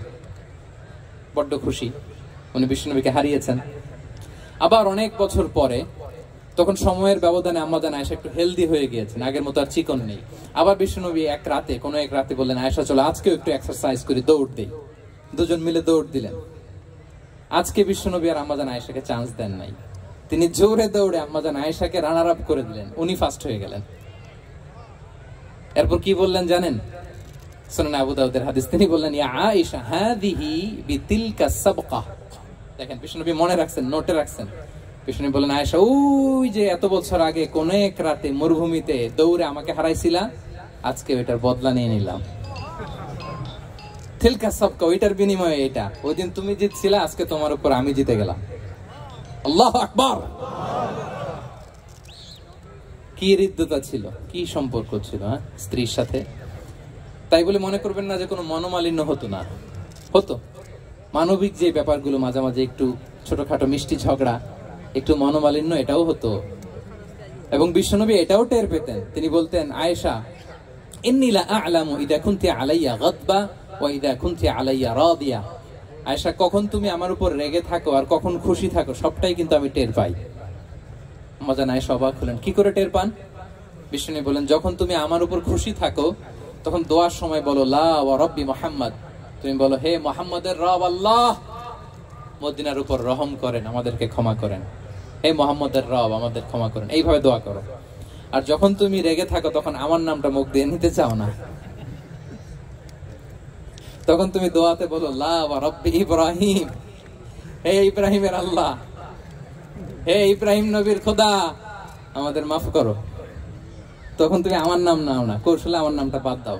আমাদের আয়েশা বলেন, ইয়া রাসূলুল্লাহ মা আহজুরু ইল্লা ইসমাক, নবী হে, আমি তো আপনার নামটাই শুধু মুখ থেকে বাদ দেই, আমার হৃদয় থেকে তো কখনো আপনার বাদ দিতে পারি না। এটা ঠিক, তখন রেগে থাকে, আপনার নামটা মুখে নেই না, কিন্তু হৃদয় থেকে তো আপনাকে সরাতে পারি না। সুবহানাল্লাহ। এই ছিল বিষ্ণুবীর সাথে স্ত্রীদের সম্পর্ক। প্রিয় ভাইরা, আমরা যদি একটু দেখি প্রতিবেশীর সাথে কেমন আচরণ করতেন।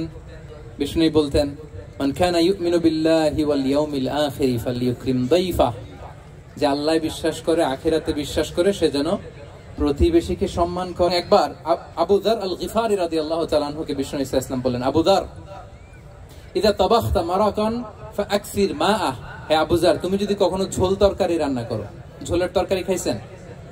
আপনাদের সাউথ কোরিয়াতে তো বিখ্যাত একটা ঝোলের তরকারি আছে, কি নাম যেন, মাছের ম্যাগি বাগা, মেংথাং। আমরা একটা শব্দ শিখছিলাম, কি জন্য বলে, খামসা হামনিদা। কয়েকটা শব্দ শিখাই দিছে ভাইরা আমাকে। তো এই যে নামটা বললাম, ঝোলের মধ্যে ট্যাংরা মাছ, শিং মাছ ঝোল দেয়া একটা তরকারি। তো আবু যার গিফারিকে বিষ্ণু ইসলাম বলেন, ইদা তাবাখতা মারাকান ফাকফির মা, হে আবু যার, কখনো যদি ঝোলের তরকারি রান্না করো, একটু বেশি করে পানি দিও, যাতে করে তোমাদের পাশাপাশি তোমার প্রতিবেশীর সাথে একটু ঝোল শেয়ার করতে পারো। প্রতিবেশীকে এত গুরুত্ব দিতেন। তিনি বলতেন, লাইসাল মুমিন আল্লাযী ইয়াশবা ওয়া জারুহু জাইউন ইলা জামবিহি, সে মুমিন নয় যে পেট পুরে খায় আর তার প্রতিবেশী না খেয়ে রাত যাপন করে, সে মুমিন নয়। দেখেন প্রতিবেশীকে কত গুরুত্ব তিনি দিয়েছেন। বিশ্বনবীর এক ইহুদি প্রতিবেশী ছিল। কোন ধর্মের? সবাই বলেননি, একসাথে আওয়াজ করে বলেন, কোন ধর্মের প্রতিবেশী? ওই ইহুদির এক ছেলে বিশ্বনবীর কিছু কাজ করে দিতেন।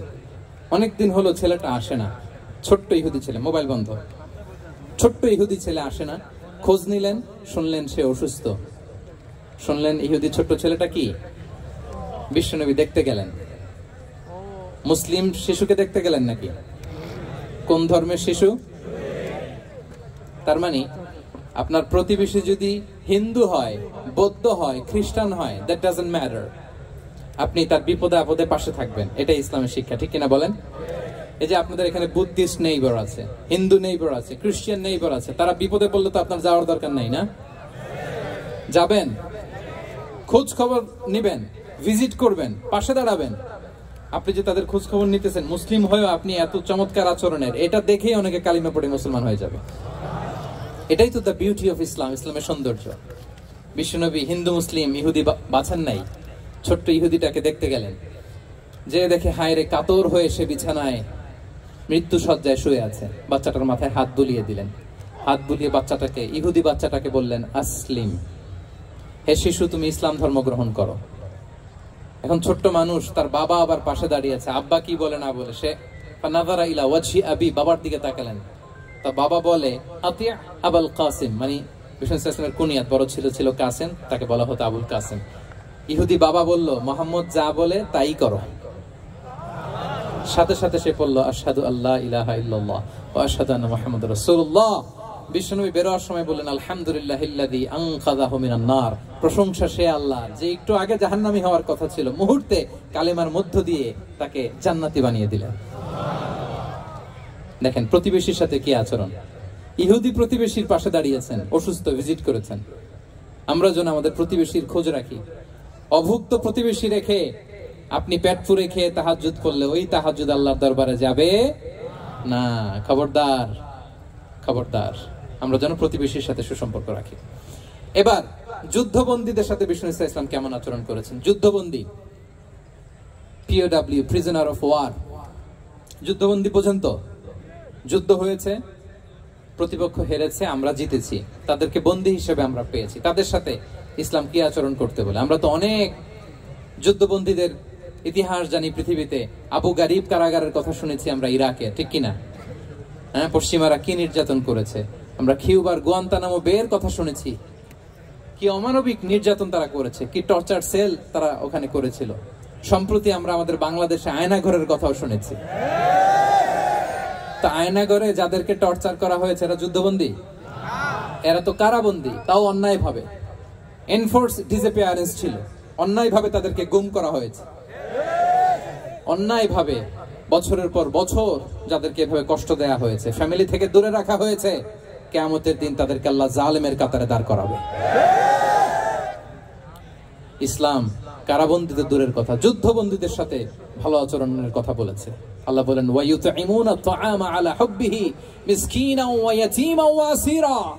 বিশ্বাসীরা গরিব দুঃখীদের যেমনি খাবার খাওয়ায়, যুদ্ধবন্দীদেরও খাবার খাওয়ায়, যুদ্ধবন্দীদেরও খাবার খাওয়ায়।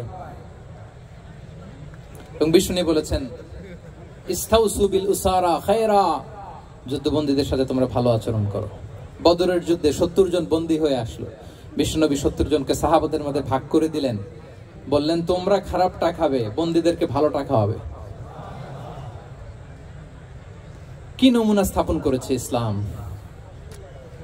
সুমামা ইবনে উসাল রাদিয়াল্লাহু তাআলা আনহু নামে এক যুদ্ধবন্দীর ছোট্ট ঘটনা বলে আমি পয়েন্টটা শেষ করছি।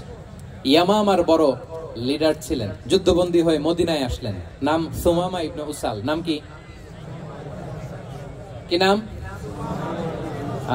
মুখ দিয়ে বেরোতে চায় না। ইন্ডিয়ান নায়ক একটাও বাদ নাই, সব মুখস্থ নায়ক নায়িকা। সুমামা ইবনে উসাল রাদিয়াল্লাহু তাআলা আনহু তখন মুশরিক ছিলেন, বন্দী করে আনা হলো। ব্যাপার কি? হাত দেখাচ্ছেন কারে? হ্যাঁ, সুমামা ইবনে উসাল রাদিয়াল্লাহু তাআলা আনহু বন্দী হয়ে আসলেন। খুব চমৎকার ঘটনা, খেয়াল করে শুনুন, আর 2-1 মিনিট আলোচনা শেষ করে দিবে। এদিকে তাকান। সুমামা ইবনে উসালকে যুদ্ধবন্দী হিসেবে আনা হলো। তাকে মসজিদে নববীর পিলারের সাথে রশি দিয়ে বাঁধা হলো। বিষ্ণু বললেন, সুমামা কি অবস্থা তোমার? কি অবস্থা তোমার? কেমন লাগে? তোমার সাথে কেমন আচরণ করা হবে বলো? বললেন, মুহাম্মদ তুমি চাইলে মারতেও পারো, বাঁচিয়েও রাখতে পারো। বিষ্ণু বললেন, সুমামা এ দুনিয়াটাই শেষ নয়, আখিরাতে বিশাল এক জগৎ পড়ে আছে। তুমি যদি শাহাদা বাক্য পড়ো আমাদের ভাই হয়ে যাবা, তোমার সেফটি সিকিউরিটির দায়িত্ব আমাদের, আমরা তোমরা সবাই মিলে এক। তারপর একে একে বিশ্বনবী তার সাথে ইসলামের সৌন্দর্যগুলো তুলে ধরলেন। সালাত কি, যাকাত কি, এগুলো বুঝালেন। বাড়িতে যেয়ে বললেন সবচেয়ে ভালো খাবার রান্না করো, একজনকে দিয়ে মসজিদে পাঠালেন। যুদ্ধবন্দীর সাথে কি আচরণ দেখছেন। এরপরের দিন বিশ্বনবী আবার তাকে ইসলামের দাওয়াত দিলেন। তারপর বাড়িতে এসে একজনকে বললেন, যাও আমার ওই উটের দুধ দহন করে তাকে 1 পেয়ালা গরম দুধ দিয়ে আস। আমরা জামাইকেও তো এরকম সমাদর করি না, কি বলেন? তৃতীয় দিন বিশ্বনবী আবার খাবার নিয়ে গেলেন, আবার ইসলামকে তুলে ধরলেন। সুমামা তো অবাক, যুদ্ধবন্দীদের সাথে মুসলমানরা এরকম আচরণ করে। 3 বছর বিশ্বনবীর 3 দিন ধরে লাগাতার যখন ইসলামকে প্রেজেন্টেশন শেষ, বিশ্বনবী বললেন, যাও এবার সুমামা ইবনে উসালের রশিটা খুলে তাকে ছেড়ে দাও। সাহাবারা বললেন, বলেন কি ইয়া রাসূলুল্লাহ, ভয়ঙ্কর, বিশ্বাসঘাতকতা করবে, মেরে ফেলবে আমাদের। বিশ্বনবী বললেন, না আমি যা জানি তোমরা তা জানো না, ছেড়ে দাও। সুমামাকে ছেড়ে দেয়া হলো। সুমামা বের হলেন মসজিদ থেকে, ফিরে তার ভূখণ্ড, তার এলাকা ইয়ামামাতে তিনি গেলেন না। মদিনার মসজিদে নবীর পাশে খেজুর বাগানের পাশে তিনি অজু করলেন, গোসল করলেন, অজু করলেন। এরপর ফিরে এসে বিশ্বনবীর সামনে দাঁড়িয়ে বললেন, আশহাদু আল্লা ইলাহা ইল্লাল্লাহ ওয়া আশহাদু আন্না মুহাম্মাদান আবদুহু ওয়া রাসূলুহু। আমি সাক্ষ্য দিচ্ছি আল্লাহ ছাড়া কোনো ইলাহ নেই, আপনি আল্লাহর প্রেরিত রাসূল। হে মুহাম্মদ, আপনার চাইতে নিকৃষ্ট মানুষ আমার কাছে কেউ ছিল না, কিন্তু এখন থেকে আপনার চাইতে কোনো প্রিয় মানুষ আমার জীবনে নেই। ইসলামের চাইতে নিকৃষ্ট কোনো ধর্ম আমার জানা ছিল না, আজ থেকে ইসলামের চাইতে প্রিয় ধর্ম আমার কাছে নেই। মদিনার চেয়ে নিকৃষ্ট কোনো শহর আমার কাছে ছিল না, সবচেয়ে অপছন্দের শহর, আজ থেকে মদিনার চেয়ে প্রিয় শহর আমার কাছে নেই। দিস ইজ ইসলাম। বিশ্বনবী বললেন, হে নবী, নবী হে, আপনি আমাকে উমরার অনুমতি দিন। তিনি উমরা করতে গেলেন। বিশ্বনবী তাকে তালবিয়া শিখিয়ে দিলেন। এই প্রথম কেউ মুসলিম, সুমামা ইবনে উসাল, উনিই প্রথম মুসলিমদের মধ্যে উমরা করেছেন তালবিয়া পড়তে পড়তে, লাব্বাইক আল্লাহুম্মা লাব্বাইক করতে করতে। উমরা করার শেষে ইয়ামামা থেকে গম আসতো মক্কায়, ওই গম পিষে রুটি বানিয়ে মক্কাবাসী খেয়ে বেঁচে থাকতো। উনি ঘোষণা দিলেন, মুহাম্মাদের অনুমতি ছাড়া ইয়ামামার একটি গমের দানা আজ থেকে মক্কায় পৌঁছবে না। সুবহানাল্লাহ পড়বেন না? এই যে আমেরিকা যে ইকোনমিক স্যাংশন দেয়, এটা শিখছে সুমামা ইবনে উসাল রাদিয়াল্লাহু তাআলা আনহুর কাছ থেকে। আল্লাহু আকবার। তিনি বললেন, একটা গমের দানা পচবে না। মক্কাবাসীতে ওনারা আর রুটি খেতে পারে না, গমের দাম বেড়ে গেল। বিষ্ণুর কাছে চিঠি লিখে পাঠালেন, হে মোহাম্মদ, তুমি যদি উমামারে না বলো আমরা না খেয়ে মরবো। পরে বিশ্বনবীর হস্তক্ষেপের মধ্য দিয়ে আবার ইয়ামামা থেকে গম আসা শুরু হয়েছে। সুবহানাল্লাহ পড়ে। প্রিয় ভাইয়েরা, তাহলে বন্দীদের সাথে, যুদ্ধবন্দীদের সাথে বিশ্বনবীর আচরণ কেমন ছিল টের পেয়েছেন? অনুধাবন করতে পেরেছেন? কষ্ট হচ্ছে আপনাদের?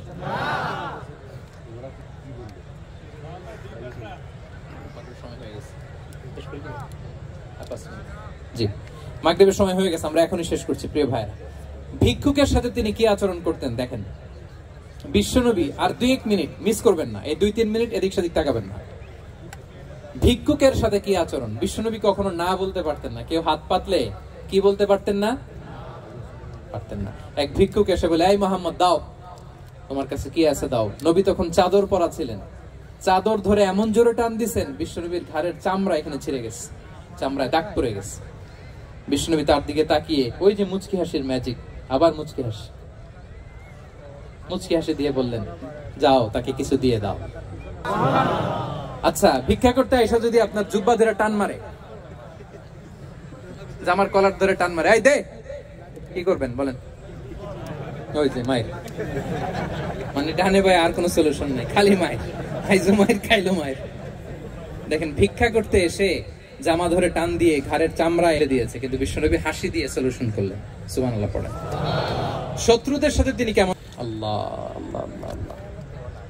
তায়েফের ময়দানে রক্তাক্ত হয়েছেন, রক্তাক্ত।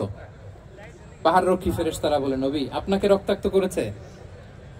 তায়েফে কেন গেছিলেন বিশ্বনবী? জমির বায়না করতে না? তায়েফে জমি কিনতে গেছিল না? তায়েফবাসীকে জাহান্নামের আগুন থেকে বাঁচাতে রক্তাক্ত করা হয়েছে। পাহাড় রক্ষী ফেরেশতারা বললেন, নবী একটা আদেশ দেন, 2 দিক থেকে চাপা মেরে পুরো তায়েফবাসীকে মাটির সাথে মিশিয়ে ফেলবো, মাটির সাথে মিশে যাবে। বিষ্ণু বললেন, না না, তারা হয়তো ঈমান আনে নাই, তাদের ভবিষ্যৎ প্রজন্মের কেউ না কেউ লা ইলাহা পড়বে, কেউ না কেউ লা ইলাহা জপবে, তাই হয়েছে। তাইফে যদি যান, আল্লাহু আকবার, মসজিদ আর মসজিদ, শান্তি আর শান্তি। আল্লাহু আকবার। খেয়ে না খেয়ে দিন প্রচারের কাজে নিজেকে দিয়েছ বিলিয়ে, তাইফের কাফিরেরা চিনল না সে আলো, দুষ্ট ছেলেদের পিছু দিল লেলিয়ে। পাথরের আঘাতে ক্ষত বিক্ষত হয়ে সারা শরীর থেকে রক্ত ঝরে। হে রাসূল তোমাকে ভুলি আমি কেমন করে, হাজার ব্যথা বেদনার পরে। ফিরে আসনি তুমি আপন ঘরে, দিনের আলো তুমি ছড়িয়ে দিতে, চলে গেলে মদিনায় মক্কা ছেড়ে। পড়ুন, হে রাসূল তোমাকে ভুলি আমি কেমন করে, হে রাসূল তোমাকে ভুলি আমি কেমন করে। আল্লাহু আকবার। উহুদের ময়দানে দাঁত শহীদ হয়েছে, রক্তাক্ত হয়েছে, হেলমেট ভেঙে কপালে পাথর ঢুকেছে। ফেরেশতারা বললেন, আদেশ দেন উহুদ পাহাড় তাদের ঘাড়ের উপরে বসিয়ে দেয়। বিষ্ণু বললেন না, বিষ্ণু বললেন না, আল্লাহুম্মা হদি কওমি ফাইন্নাহুম লা ইয়ালামুন। আল্লাহ আমার কওমকে ক্ষমা করে দেন, ওরা বুঝে নাই। দেখেন, শুধু ক্ষমাই চান নাই যে আল্লাহ ওদেরকে মাফ করে দেন, ওদের হয়ে কৈফিয়ত দিয়েছেন আল্লাহকে, এক্সকিউজ দিয়েছেন। আল্লাহ কেন কেন ক্ষমা করবেন? কারণ ওরা বুঝে নাই। এক্সকিউজ দিয়েছেন, তাদের হয়ে কৈফিয়ত দিয়েছেন।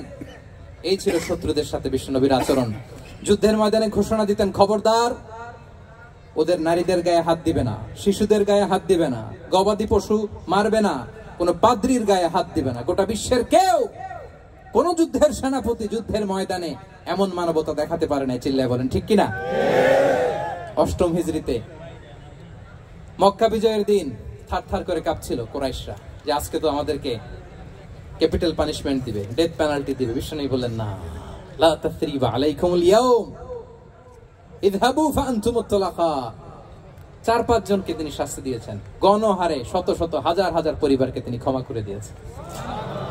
বললেন তোমরা আমার ভাই, ভাই ভাইয়ের সাথে যেরকম আচরণ করবে, ইউসুফ তার ভাইদের সাথে যা করেছে আমি তাই করব, আমি ক্ষমা করে দিলাম। আল্লাহু আকবার। এ ছিল শত্রুদের সাথে আচরণ। শেষ কথা বলি, শেষ কথা হচ্ছে প্রাণীর সাথে বিশ্বনবীর কেমন আচরণ ছিল। প্রাণীর সাথে একবার এক আনসারের খেজুর বাগানে ঢুকলেন, ঢুকে দেখেন একটা উট কাঁদে। কি কাঁদে? কানে কানে এসে বিশ্বনবীকে কি যেন বলে যায়। বিশ্বনবী রেগে বললেন, এই উটের মালিক কে? এক আনসারি সাহাবী বললেন, ইয়া রাসূলুল্লাহ আমি। বিশ্বনবী বললেন, তোমার কি ভয় হয় না আল্লাহর? কলিজার মধ্যে আল্লাহর ভয় নাই? আল্লাহ তাআলা দয়া করে উটের মালিক তোমাকে বানিয়েছে, উট কানে কানে এসে আমাকে বলেছে তুমি তাকে কয়দিন ধরে খাবার দাও নাই, আর তাকে দিয়ে কাজ করিয়েছে অনবরত। খবরদার, কিয়ামতের দিন আল্লাহ তাআলা জালিমের কাতারে তোমাকে দাঁড় করাবে। প্রাণীর জন্য বিষ্ণু ইসলাম কত দয়াদ্র ছিলেন। জবাই করার সময় বিষ্ণু বলতেন, ইহসানের সাথে জবাই করো, ছুরি ধারালো করে রাখো। কোরবানির সময় আমরা প্রাণীটাকে কি করি? আদর করি না, মেরে ফেলি। বলেন তো, জবাই করা মানে কি? মেরে ফেলতেছি। বিষ্ণু বলেন, ইদা কাতালতুম ফাহসিনুল কিতলা, মারবা ঠিক আছে কিন্তু মন মতো না, ইহসানের সাথে কতল করো। ওয়ালিয়ুহিদ্দা আহাদুকুম শাফরাতাহু ওয়ালইয়ারিহ যাবিহাতাহু, ছুরিটাকে ধার করে রাখো যাতে করে খুব সহজে তার রূহটা বের হয়ে যায়। ক্ষমা করে দাও, মাফ করে দাও, ক্ষমা করে দাও, মাফ করে দাও। যতদিন এই জীবন বিনা বাজিবে, সুপথে চালাও, মাফ করে দাও, সুপথে চালাও, মাফ করে দাও। তোমাকে না দেখিয়া, নবীকে না চিনিয়া, ঈমান এনেছি তবুও তোমাকে।